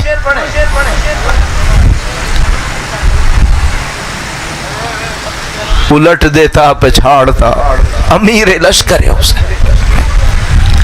2 شعر پڑھیں صرف, آپ کا دل جڑے ان امام سے, اس عظیم الشان ہستی سے. یہ ضروری ہے, یہ ضروری ہے. مولا سید سجاد کی طرف آپ نے کبھی رخ کیا زیارت پڑھنے کے لیے, کوئی شعر پڑھیں امام کی شان میں, کوئی ایک شعر پڑھ کے تھوڑی دیر کے لیے رو لیں, آپ کا میرا دل اٹیچ ہو جائے گا ان سے. شاید پھر سارے دن آپ اسی شعر کو دہراتے رہیں, اور آپ سمجھ لیں وہ دن پورا دن مجلس چل رہی ہے آپ کی. عارف نے کیا کہا, آپ صبح کو قرآن کریم پڑھیں, کوئی ایک آیت کا انتخاب کر لیں, سارے دن کوشش کریں اس آیت کو بار بار دہرائیں اپنے ذہن کے اندر. بعض اوقات ہوتا ہے کوئی آیت انسان کے دل کو جا کے لگ جاتی ہے. مثلا میں اس کو بہت زیادہ دہراتا ہوں, اور ظاہر ہے کہ پھر لوگ تھک بھی جاتے ہوں گے اس سے, کہ مثلا جب حضرت یوسف علیہ السلام کے بھائی حضرت یوسف علیہ السلام کو نہیں جانتے تھے, اور حضرت یوسف نے ان کے بھائی کو رکھ لیا تھا, تو وہ جب آئے اپنے والد کو بتایا کہ بھئی آپ کے بیٹے کو رکھ لیا, وہ دوبارہ آئے گندم لینے کے لیے, تو خطاب کیا یا ایھا العزیز مسنا واہلنا الضر وجئنا ببضاعۃ مزجاۃ فاوف لنا الکیل وتصدق علینا. اے عزیز, اے مالک, مسنا واہلنا الضر, ہمیں اور ہمارے اہل خانہ کو سختیوں کا سامنا ہے. وجئنا ببضاعۃ مزجاۃ, اور جو کچھ ہم قیمت لے کر آئیں یہ بہت کم ہے. فاوف لنا الکیل, تو گندم ہمیں پورا پورا دے دے. وتصدق علینا, اور قیمت ہمیں معاف کر دے. کیا یہ جملہ خدا سے نہیں کہا جا سکتا؟ آپ جو کسی مشکل کی وجہ سے یہاں پر بیٹھے ہیں, کیا یہ آیت نہیں ہے جو آپ کے دل کی پکار ہے؟ یا ایھا العزیز, اے اللہ, مسنا واہلنا الضر. چھوٹی چھوٹی آیات کریمہ ہیں, امن یجیب المضطر اذا دعاہ ویکشف السوء. خوبصورت آیات آپ کے دل کو بیان کرنے والی. ربی لا تذرنی فردا وانت خیر الوارثین, خدایا مجھے تنہا نہ چھوڑ اور تو سب سے اچھا وارث ہے. ان سے میری اور آپ کی زندگی کچھ اور ہو سکتی ہے. مسلسل دہرائیں ہر روز صبح. اگر آپ واقعاً ایک پروگرام بنانا چاہتے ہیں, 30 دن آپ کے سامنے, ہر دن کے لیے ایک آیت کا انتخاب کر لیں, اس آیت کو دہرائیں, اس آیت کو دہرائیں بار بار. آپ کے اور میرے دل میں باہر کسی کیفیت آنی چاہیے قرآن کریم کے لیے. البتہ ظاہر ہے کہ میں اس کا اچھا طالب علم نہیں ہوں, اور اچھے استاد یہاں پہ تشریف فرما ہے قرآن کریم کے حوالے سے. تیسری بات یہ بہت اہم ہے, دعاؤں کے اندر اس کا تذکرہ ہے. اگر ماہ مبارک رمضان میرے لیے اچھا گزرا اور میرا ماہ مبارک رمضان خدا کی بارگاہ میں قبول ہوا, تو تیسرا اثر کیا پڑ سکتا ہے؟ دوسرا اثر شاید تھوڑا سا اور عرض کر دوں. دوسرے اثر میں یہ ہوگا قرآن ہمیں سمجھ میں آنا شروع ہو جائے گا. قرآن کے اندر لیئرز ہیں, آفٹر لیئرز, ایک تہ, دوسری تہ, تیسری تہ. آپ کو قرآن کریم کے نئے معانی سمجھ میں آنا شروع ہو جائیں گے انشاءاللہ تعالی. تیسرا اثر کیا ہوگا؟ اگر ماہ مبارک رمضان اچھا گزرا اور آپ نے مجھے محنت کرنی ہے اس کے اوپر, خود بخود ہمارے اخلاق میں بہتری آئے گی, خود بخود ہمارے تحمل میں بہتری آئے گی, ہمارے صبر کے اندر بہتری آئے گی. بہت ساری ایسی جگہوں پہ جہاں ہم شیطان کا شکار ہو جاتے تھے, اب بچ پائیں گے. اب خدا نے متعال نصرت فرمائے گا. لب لباب یہ مہینہ تربیت کا مہینہ ہے. اس مہینے میں اس کو فیض زیادہ نصیب ہونا ہے جس نے اپنے آپ کو تیار کرنا ہے اور خدا متعال کے سامنے پیش کرنا ہے. آپ اور میں وہ خوش نصیب کیوں نہ بنے. اور بس آخری پوائنٹ اس سلسلے میں اور عرض کروں گا وہ یہ کہ دیکھیے ہمارے پاس روایات موجود ہیں کہ انشاءاللہ ایک شب قدر آئے گی جب ایک ندا بھی آئے گی. شاید یہی وہ ماہ مبارک رمضان ہو, شاید چند مہینے کے بعد آنے والا ماہ محرم وہی ماہ محرم ہو جس میں وقت کے امام نے تشریف لانا ہو. تو موقع کیوں ضائع کروں؟ کیا مجھے یقین ہے کہ میں زندہ رہوں گا؟ کیوں ضائع کروں؟ آپ الحمدللہ رب العالمین ایک عزم کے ساتھ یہاں تشریف لائے ہیں, ایک ارادے کے ساتھ تشریف لائے, خدا نے متعال کے اوپر توکل کرتے ہوئے.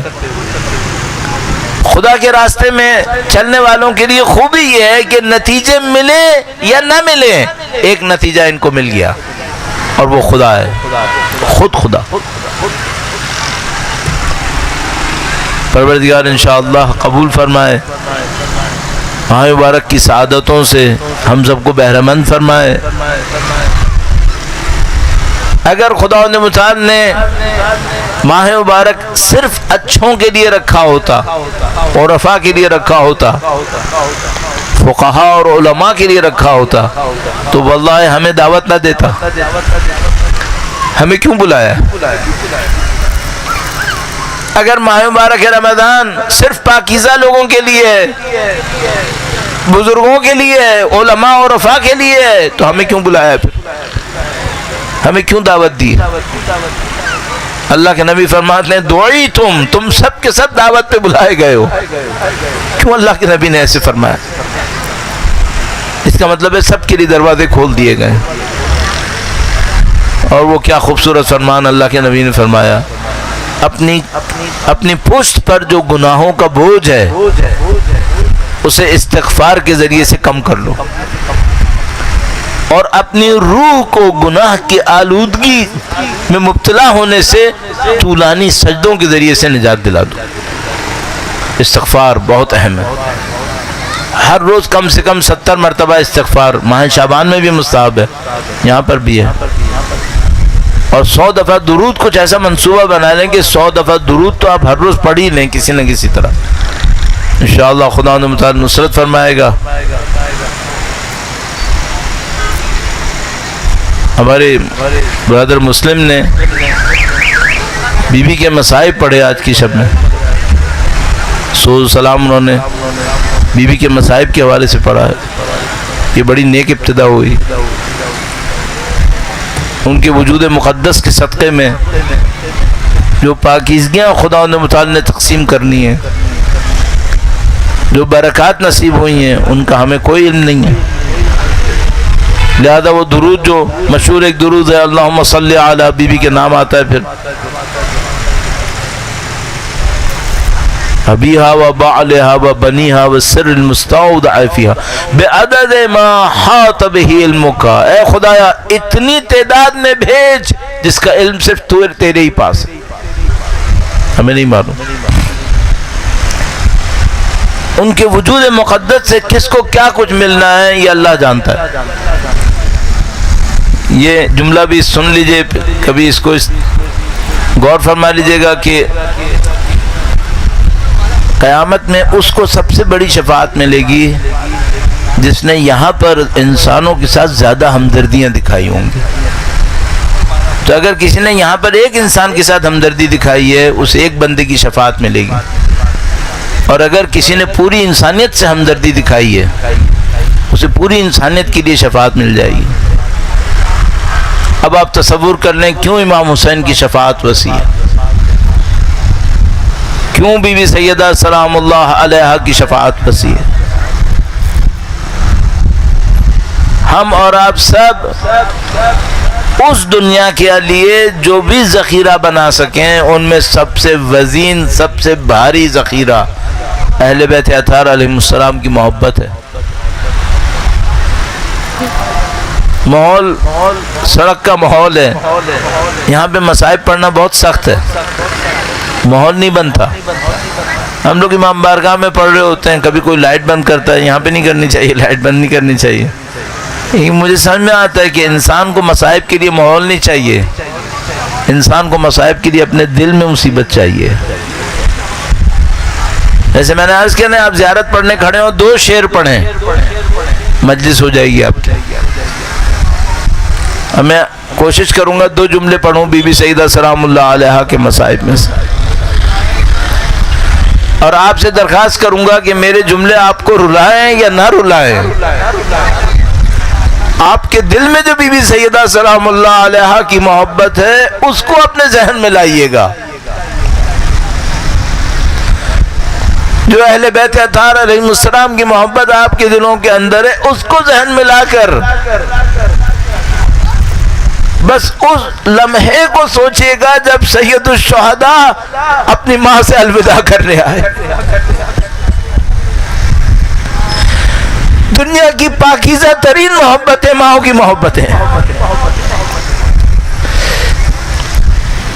دنیا کی پاکیزہ ترین محبتیں معصوم بچوں کی محبتیں ہوتی ہیں.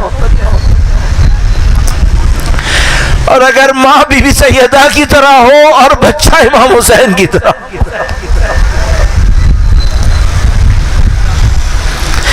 نہیں معلوم وہ لمحہ کون سا لمحہ ہوگا.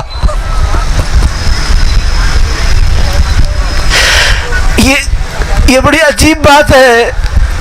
خدا نے خواتین کو وہ جذبات دیے جس میں مصائب کے وہ پہلو سمجھ سکتی ہیں جو مرد نہیں سمجھ سکتے. اگر امام حسین اپنی والدہ کے جنازے پر آئے اور امیر المومنین روایت فرماتے ہیں کہ فاطمہ کے بندے کفن ٹوٹ گئے،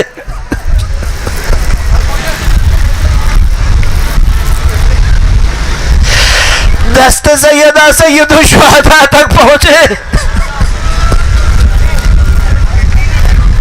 نہیں معلوم کون سا ایسا لمحہ تھا. ہمارے پاس روایت میں موجود ہے، اگر یتیم بچہ جس کی ماں مر گئی ہو ایک دفعہ جگہ پہ ہاتھ رکھ کے روتا ہے تو عرش ہل جاتا ہے. اب حسین کھڑے اپنی والدہ کے جنازے کے اوپر ہے. امیر المومنین روایت فرماتے ہیں ندائے غیبی آئی کہ علی بچے کو جدا کر دو ورنہ آسمان ٹوٹ جائے گا. میں کہوں گا خدایا یہ تیرا لطف تھا، لیکن ایک اور منظر آ گیا. اب کربلا میں حسین زمین پر ہے اور مادر حسین الوداع کرنے آئی ہے. الا لعنت اللہ علی القوم الظالمین وسيعلم الذين ظلموا ايا منقلب ينقلبون. پروردگارا تجھے واسطہ نبی اولاد نبی کا، خدایا تجھے سید الشہداء کا واسطہ، خدایا تجھے بی بی زہرا سلام اللہ علیہا کا واسطہ، اہل بیت اطہار علیہ السلام کی قربانیوں کا واسطہ. خدایا اگر ہمارے دلوں کے اندر ذرہ برابر بھی اہل بیت کی پرخلوص محبت آئی ہو، اے خدایا ہمیں اہل بیت کے ہمراہ محشور فرما. اہل بیت کی شفاعت نصیب فرما۔ اے خدایا ماہ مبارک رمضان کی ابتدا ہے، ہمیں اور ہمارے مرحومین کو اہل بیت اطہار کے نام کے صدقے میں تمام گناہان صغیرہ و کبیرہ سے مغفرت نصیب فرما۔ اے خدایا ہمارے تمام گناہوں کی مغفرت فرما۔ اے خدایا اس ماہ مبارک رمضان کے اندر اہل بیت اطہار کے نقش قدم پر مولا امیر المومنین کے راستے پر چلنے کی سعادت نصیب فرما۔ اے خدایا اسی ماہ مبارک رمضان میں امام کی تشریف آوری کی خبر سننے کی سعادت نصیب فرما۔ اے خدایا اسی ماہ مبارک رمضان کے اندر جن مظلوموں کی بازیابی کے لیے لوگ یہاں پہ موجود ہیں، خدایا مولا علی اکبر کا واسطہ، حضرت قاسم کا واسطہ، اے پاک پروردگار ان تمام بے گناہوں کو آزادی اور رہائی نصیب فرما۔ اے پاک پروردگار تجھے واسطہ نبی اولاد نبی کا، ان کے نام لینے والے دنیا کے مختلف محاذوں کے اوپر کفر کے مقابلے میں، ظلم کے مقابلے میں برسر پیکار ہیں، خدایا بالاخص یمن کے مسلمانوں کو فتح و نصرت نصیب فرما۔ اے خدایا تو نے ظلم کے مقابلے کی دعوت بھی دی ہے، وعدے بھی کیے ہیں، خدایا تجھے واسطہ سید الشہداء کا جنہوں نے ظلم کا مقابلہ کیا، جو ظالم قابل اصلاح نہ ہو جلد از جلد واصل جہنم فرما۔ اے پاک پروردگار دعائیں تیری حجت کے لیے، خدایا ان کی قربانیوں کا واسطہ سید و سردار مولا اور آقا امام آخر الزماں کے ظہور میں تعجیل فرما، ان کی نصرت کی سعادت نصیب فرما، اس راہ میں شہادت نصیب فرما۔ امام کی نصرت کرنے والے تمام آبان و انصار کی تعداد میں اضافے کے لیے، مزید توفیقات کے لیے، امام کے ظہور کی تعجیل کی دعا کے لیے، اور یہ کہ ہم بھی اس حلقے میں شامل ہوں اور ان کی راہ میں شہید ہونے والوں میں قرار پائیں۔ درود بھیجیں محمد و آل محمد پر۔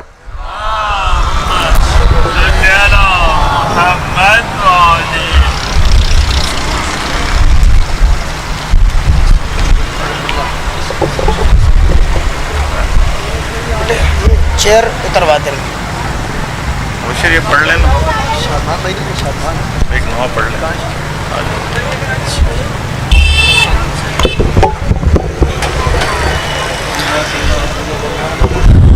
چلیں جی، شہزادی کا تذکرہ ہو رہا ہے، میں شہزادی کی بارگاہ میں ہی نوحے کے چند بند پیش کرتا ہوں۔ ویسے شادمان رضا صاحب نے نوحہ خوانی کرنی تھی، میرا خیال ہے آ گئے ہوں گے، چلیں۔ باد بابا کے ہے امت نے، باد بابا کے ہے زہرا کو ستایا کتنا، باد بابا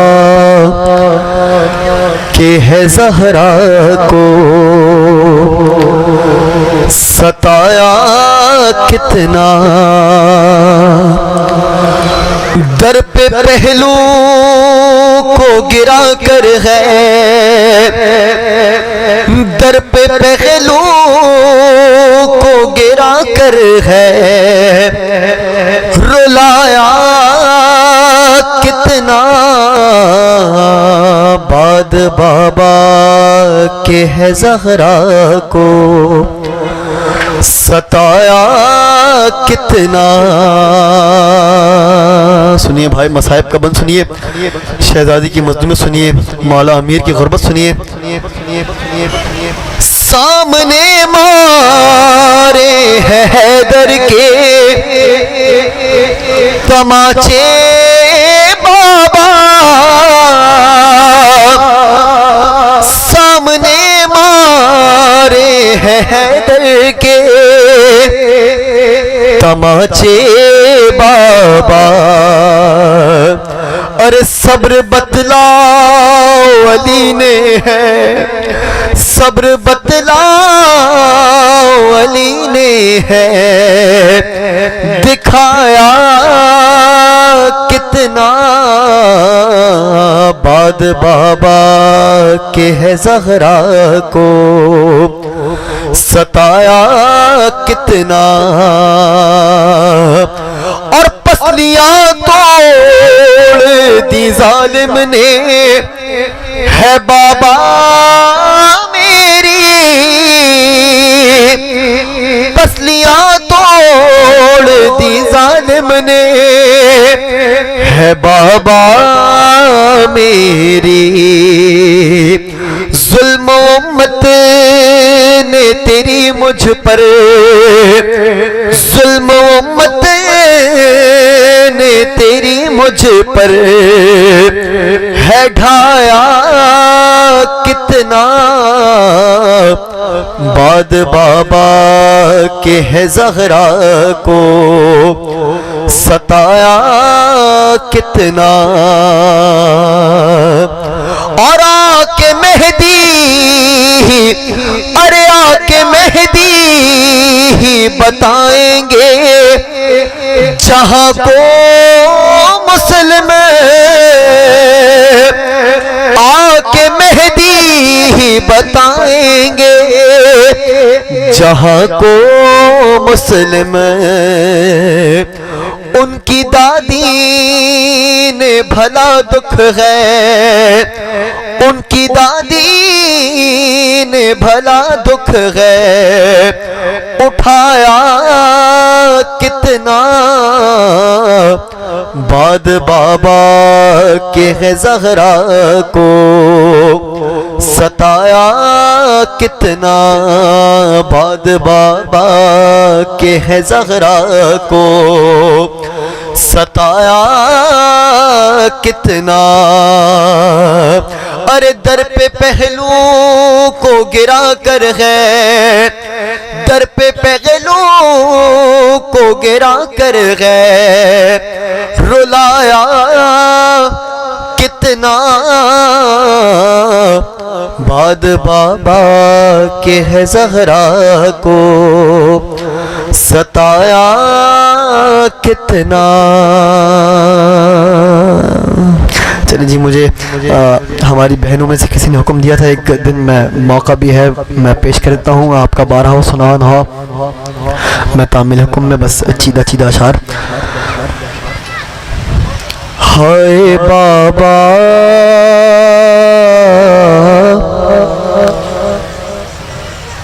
تیری زہرا پہ مصیبت کی گھڑی ہے، ہائے بابا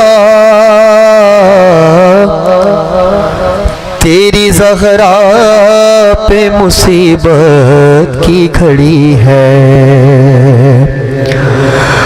ارے کیسے دروازہ ڈاؤں، کیسے محسن کو بچاؤں،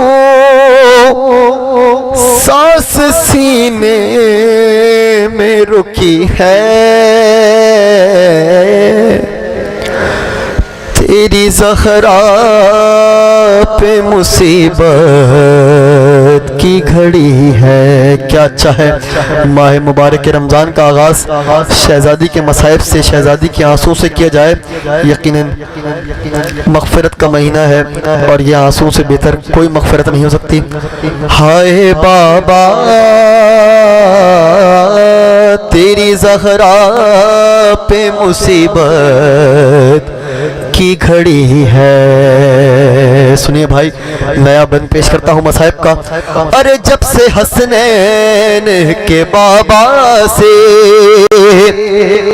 سنا ہے یہ کلام، جب سے حسنین کے بابا سے سنا ہے یہ کلام، ارے مجھ کو کوئی بھی مدینے میں نہیں کرتا سلام، تب سے یہ حال ہے میرا، ارے اپنے غم بھول کے بابا بس مجھے فکر علی ہے، تیری زہرا پہ مصیبت کی گھڑی ہے۔ ہائے بابا تیری زہرا پہ مصیبت کی گھڑی ہے، کبھی دربار میں پیشی کو بلاتے ہیں ہمیں، کبھی دربار میں پیشی کو بلاتے ہیں ہمیں، کبھی دروازے پہ آ کے ستاتے ہیں ہمیں، میرے یہ پھول سے بچے ارے پوچھتے ہیں یہی مجھ سے، کیا خطا ہم سے ہوئی ہے، تیری زہرا پہ مصیبت کی کھڑی ہے، اور شرم آتی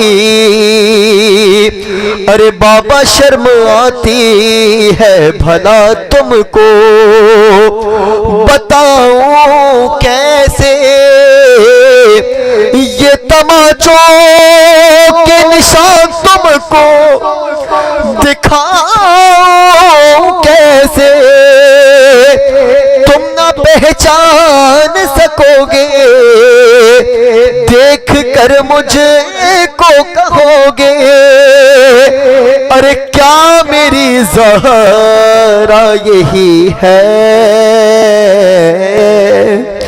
تیری زہرا پہ مصیبت کی کھڑی ہے۔ سنو بھائی آخری بند سنو مصائب کا، نیا بند ہے، پیش کرتا ہوں بی بی کی مظلومیت۔ ہائے بابا تیری زہرا پہ مصیبت کی کھڑی ہے، آپ کے بعد ارے آپ کے بعد مصائب کی ہوئی یوں برسات، آپ کے بعد مصائب کی ہوئی یوں برسات، دن پہ پڑھ جاتے اگر غم تو وہ بن جاتی رات، ارے مجھ سے ملنے کو جب آنا پوچھنا مجھ سے نا بابا، کیوں کمر میری جھکی ہے، تیری زہرا پہ مصیبت کی کھڑی ہے، ہائے بابا تیری زہرا پہ مصیبت کی گھڑی ہے، ارے کیسے دروازہ ہٹاؤں، کیسے محسن کو بچاؤں، سانس سینے میں رکی ہے، تیری زہرا پہ مصیبت کی کھڑی ہے۔ برائے عظمت شہزادی دو عالم علیہ السلام بلند ترین صلوات پڑھیں، اللہم صلی اللہ علیہ وسلم۔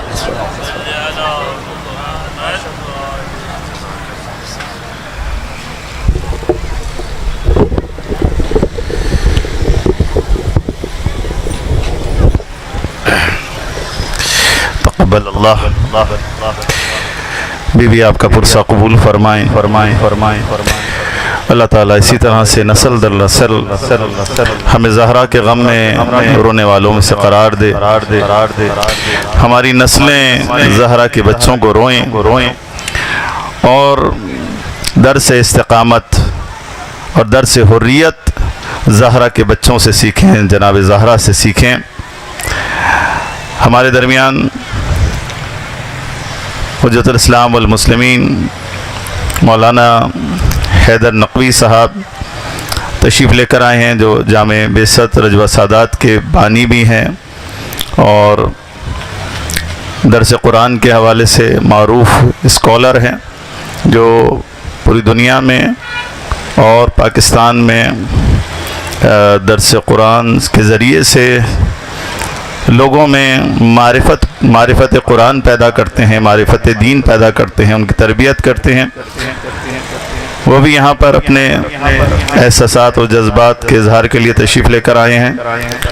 اسی طرح سے خوجہ جماعت کے پریزیڈنٹ جناب ابو الحسن گوکل صاحب ہمارے درمیان موجود ہیں، مولانا صادق جعفری صاحب مجلس وحدت المسلمین کراچی ڈویژن کے سیکرٹری جنرل، اور مولانا ہاشم موسوی صاحب جو ایک معروف عالم دین بلوچستان کوئٹہ کے ہیں، اور جتنے بھی قومی مسائل بلوچستان کے ہوتے ہیں اس میں پیش اور ہمیشہ فرنٹ مورچے پر نظر آتے ہیں، انہیں خوش آمدید کہتے ہیں۔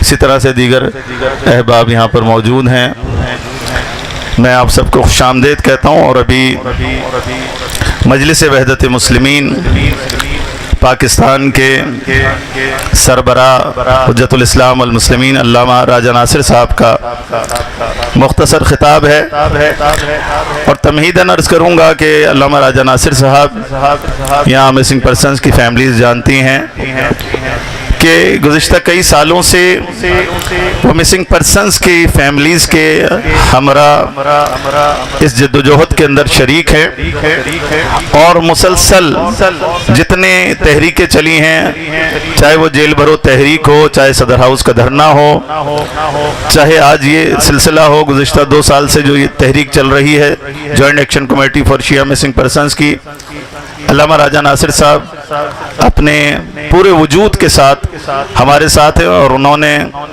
یہ ہمیشہ ہمیں کہا کہ جو joint action committee for Shia missing persons اور مسنگ پرسنز کی فیملیز جو موقف اختیار کریں گی اور جو قدم اٹھائیں گی، ہم اس میں بڑھ کر آپ کا ساتھ دیں گے۔ ملت جعفریہ آپ کی پشت پر کھڑی ہوگی، اور آپ کو یاد ہوگا کہ 90 دن علامہ راجہ ناصر صاحب نے بھوک ہڑتال کی تھی، اس میں کئی شقیں تھیں، ان میں سے ایک شق جو تھی وہ مسنگ پرسنز کی تھی۔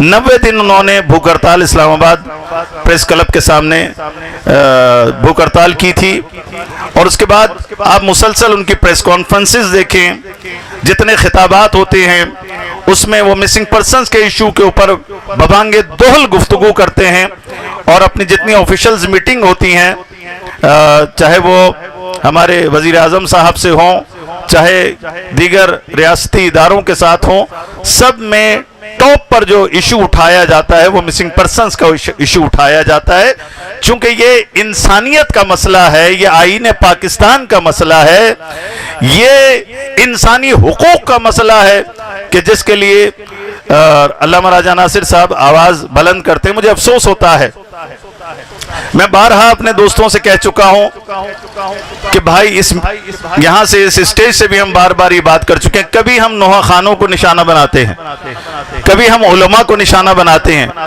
اگر کوئی دھرنے میں نہیں آ پایا کسی عذر شرعی کی وجہ سے، پاکستان سے باہر ہونے کی وجہ سے، تو اسے یا کسی بھی شخص کو جو یہاں موجود ہے نہیں آ پا رہا کسی بھی وجہ سے، تو اسے اس کی پوسٹیں چلانا غیر اخلاقی فعل ہے۔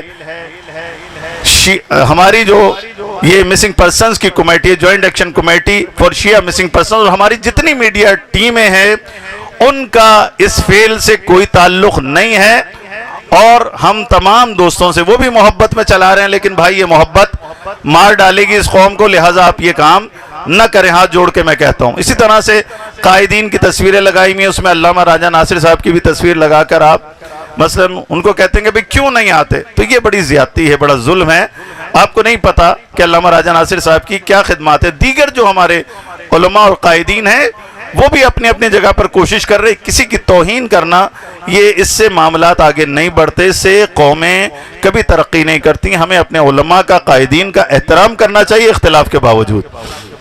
علامہ راجہ ناصر صاحب گزشتہ 20 دن سے کورونا کے مرض میں گرفتار ہیں، اور ڈاکٹرز نے ان کو منع کیا کہ آپ بالکل گھر سے باہر نہ نکلیں، ورنہ وہ آج ہمارے ساتھ دھرنے میں بیٹھے ہوتے۔ آپ سب کو تو پتہ ہے کہ وہ ہمیشہ دھرنے کے اندر آتے ہیں، اور مسنگ پرسنز کے ایشو پر خود سے وہ تشریف لے کر آتے ہیں، لیکن کرونا کی وجہ سے وہ بولنے سے بھی قاصر ہیں. فی الحال ضعف بہت زیادہ ہے, کمزوری بہت زیادہ ہے, ڈاکٹر نے ایکٹیویٹیز سے منع کیا ہے. بہرحال اس کے باوجود ہماری روزانہ کی بنیاد پر ان سے رابطہ رہتا ہے, روزانہ مجھ سے اپڈیٹ لیتے ہیں, مجھ سے پوچھتے ہیں کہ بھائی کیا صورتحال ہے, معاملہ کہاں تک آگے بڑھا, گائیڈنس دیتے ہیں. ابھی کل میری جو علامہ راجہ ناصر صاحب سے بات ہوئی, انہوں نے بڑی صراحت کے ساتھ یہ بات کی کہ جوائنٹ ایکشن کمیٹی کو اس مسئلے میں, دھرنے کے مسئلے میں جو دباؤ ہے, اب آپ کو کوئی دباؤ قبول نہیں کرنا, جیسے آپ نے کبھی قبول نہیں کیا.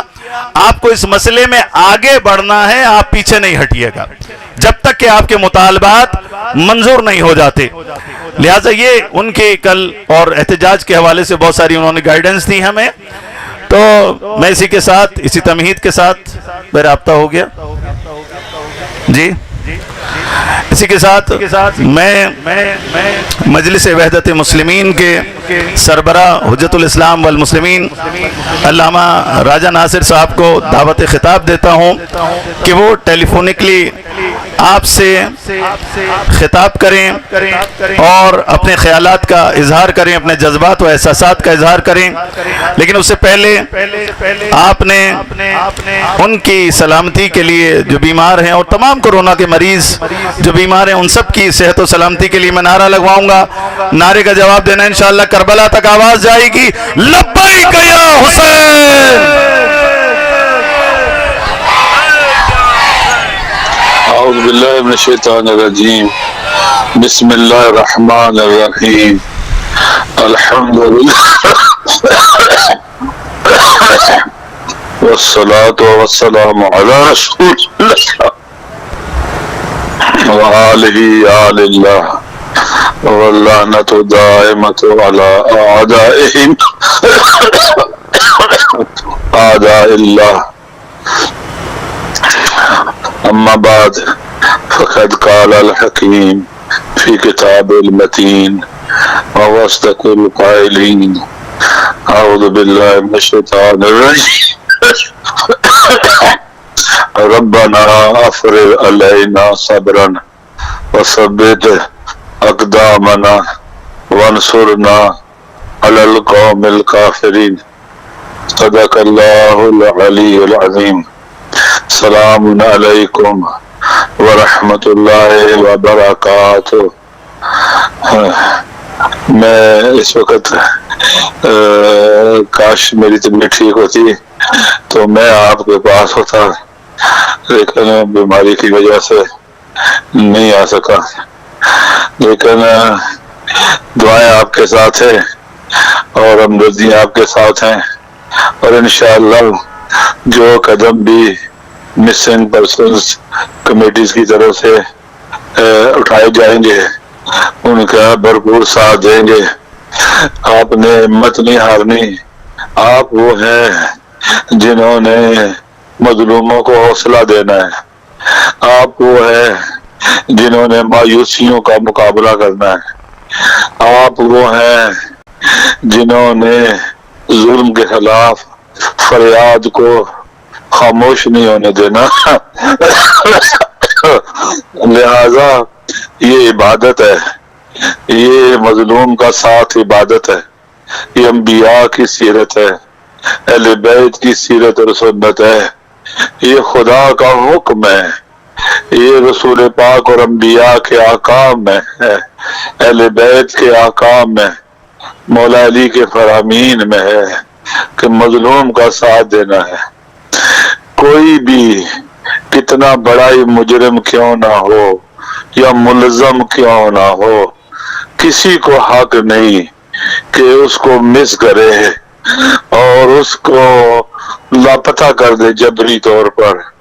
یہ جنگل میں تو ہو سکتا ہے, لیکن کسی ایسے ملک میں یا ریاست میں جس کا آئین اور قانون ہوتا ہے, وہاں اس طرح کے کام جو ہے یہ ظلم ہے, لا قانونیت ہے, قانون کی خلاف ورزی ہے.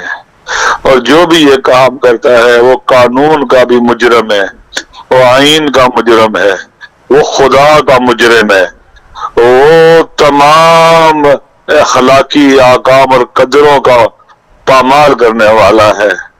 لہذا میری گزارش یہ ہے کہ ماہ رمضان ہے اور انشاءاللہ مجھے امید ہے کہ پورے پاکستان اور پوری دنیا میں جو مومنین ہیں، جو مظلوموں کے حامی ہیں، جو باشعور ہیں، جو باضمیر ہیں،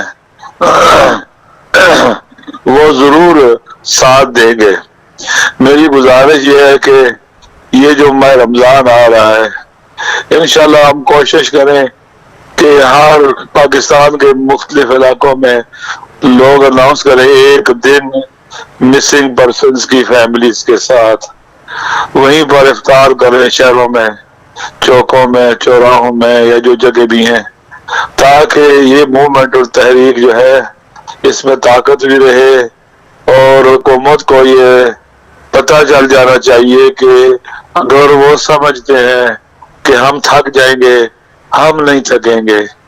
ہم ثانیہ زہرا کے ماننے والے ہیں، ہم ان سیروں کے ماننے والے ہیں جو نہیں تھکے تھے، جنہیں یزیدیت کے تازیانے نہیں تھکا سکے، جنہیں پیاس نہیں تھکا سکی، جنہیں اسیری نہیں تھکا سکی، جو بازاروں درباروں میں پھرائے گئے، جو نہیں ڈرے، جنہوں نے ہمت نہیں ہاری، جنہوں نے حوصلہ نہیں ہارا، وہی ہمارے مقتدا اور پیشوا اور پیشرو ہے. لہذا ان ظالم حکمرانوں کو، ان بہروں کو اور اندھوں کو، بے ضمیروں کو ہم نے جھنجھوڑنا ہے. اور ہم ہی امید ہیں اس وطن کے اندر مظلوموں اور محروموں کی، اور ان کو یہ بتلانا ہے کہ ہم ڈرنے والے نہیں ہیں، ہم تھکنے والے نہیں ہیں، ہم جھکنے والے نہیں ہیں، اور ہم کبھی بھی نا امید اور پریشان نہیں ہوں گے. یہ ہمارا فریضہ ہے کہ ہم نے امام خمینی کا بھی قول ہے کہ ما مکلف بے وظیفہ نہ مکلف بے نتیجہ. لوگ آپ سے پوچھیں گے کہ آپ کے بیٹھنے کا نتیجہ کیا نکلا ہے. بھئی ہم نتیجے کے لیے بیٹھے نہیں ہیں، ہم اپنے فریضہ انجام دینے کے لیے بیٹھے ہیں، ہم اپنی ذمہ داری کو انجام دینے کے لیے بیٹھے ہیں. اور بلے شاہ کا ایک شعر ہے کہ مالی دا کم پانی لانا پر پر مشکا پاوے، مالک دا کم پھل پھل لانا لاوے یا نہ لاوے. ہم نے مقاومت کرنی ہے، یہ ہماری ذمہ داری ہے. ہم نے استقامت کرنی ہے،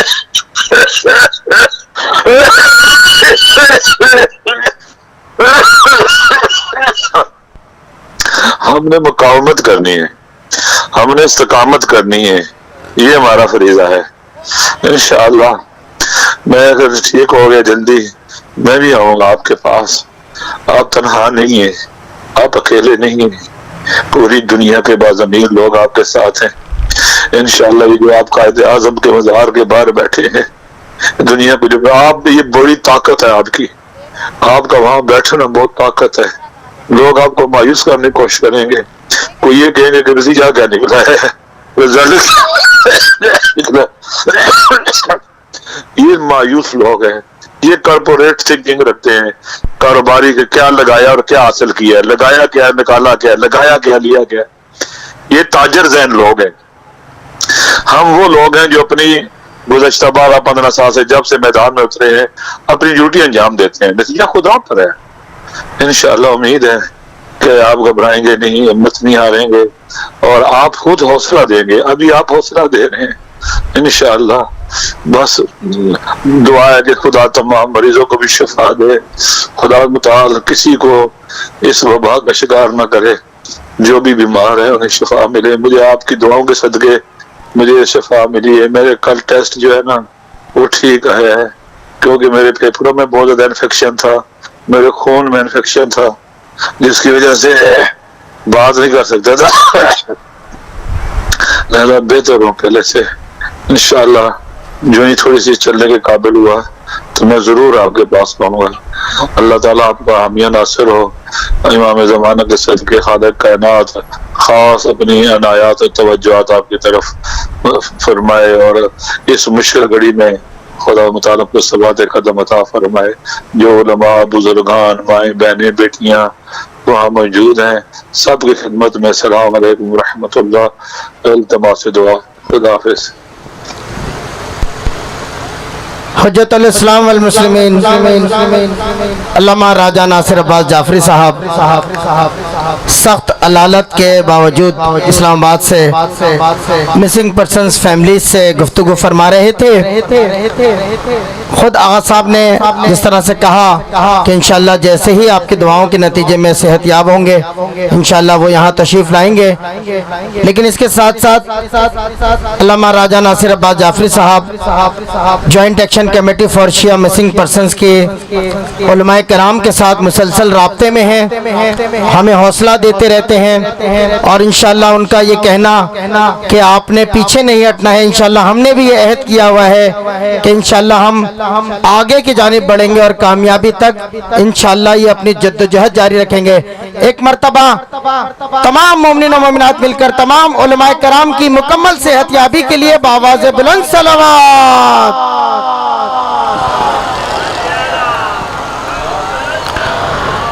مومنین کرام، جیسا کہ ابھی کچھ دیر قبل بھی میں نے اعلان کیا تھا کہ کل ماہ مبارک رمضان کے پہلے دن کے حوالے سے انشاءاللہ اب یہ جو دھرنا ہے یہ باقاعدہ ایک تربیت گاہ بن چکا ہے، اور ہمارے علماء کرام نے تمام مومنین کے لیے اور آنے والے ان فیملیز کے لیے جو یہاں تشریف لاتی ہیں باقاعدہ ایک تربیتی پوری دن اور رات کے درمیان مختلف اوقات میں یہاں پر دروس، دعاؤں، مجالس اور دیگر سلسلوں کا یہاں پر ایک سلسلہ ترتیب دیا ہے۔ انشاءاللہ کل ٹھیک 9:30 بجے انشاءاللہ حجت الاسلام والمسلمین علامہ سید شہنشاہ حسین نقوی صاحب مجلس سے خطاب فرمائیں گے۔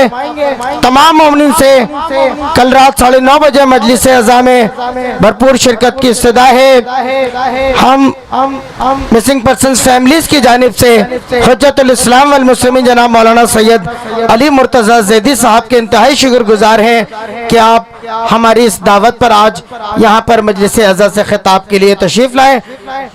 حجت الاسلام والمسلمین جناب مولانا سید علی مرتضی زیدی صاحب کی صحت و سلامتی کے لیے ایک مرتبہ بآواز بلند صلوات۔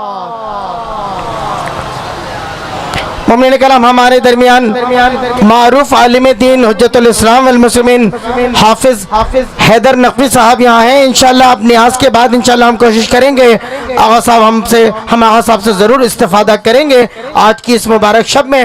میں تمام والنٹیئر سے دوستوں سے گزارش کروں گا کہ وہ مومنین و مومنات میں نیاز تقسیم کریں انشاءاللہ، اس کے بعد پھر یہ سلسلہ دوبارہ جاری رہے گا۔ اور مومنین کرام، یہاں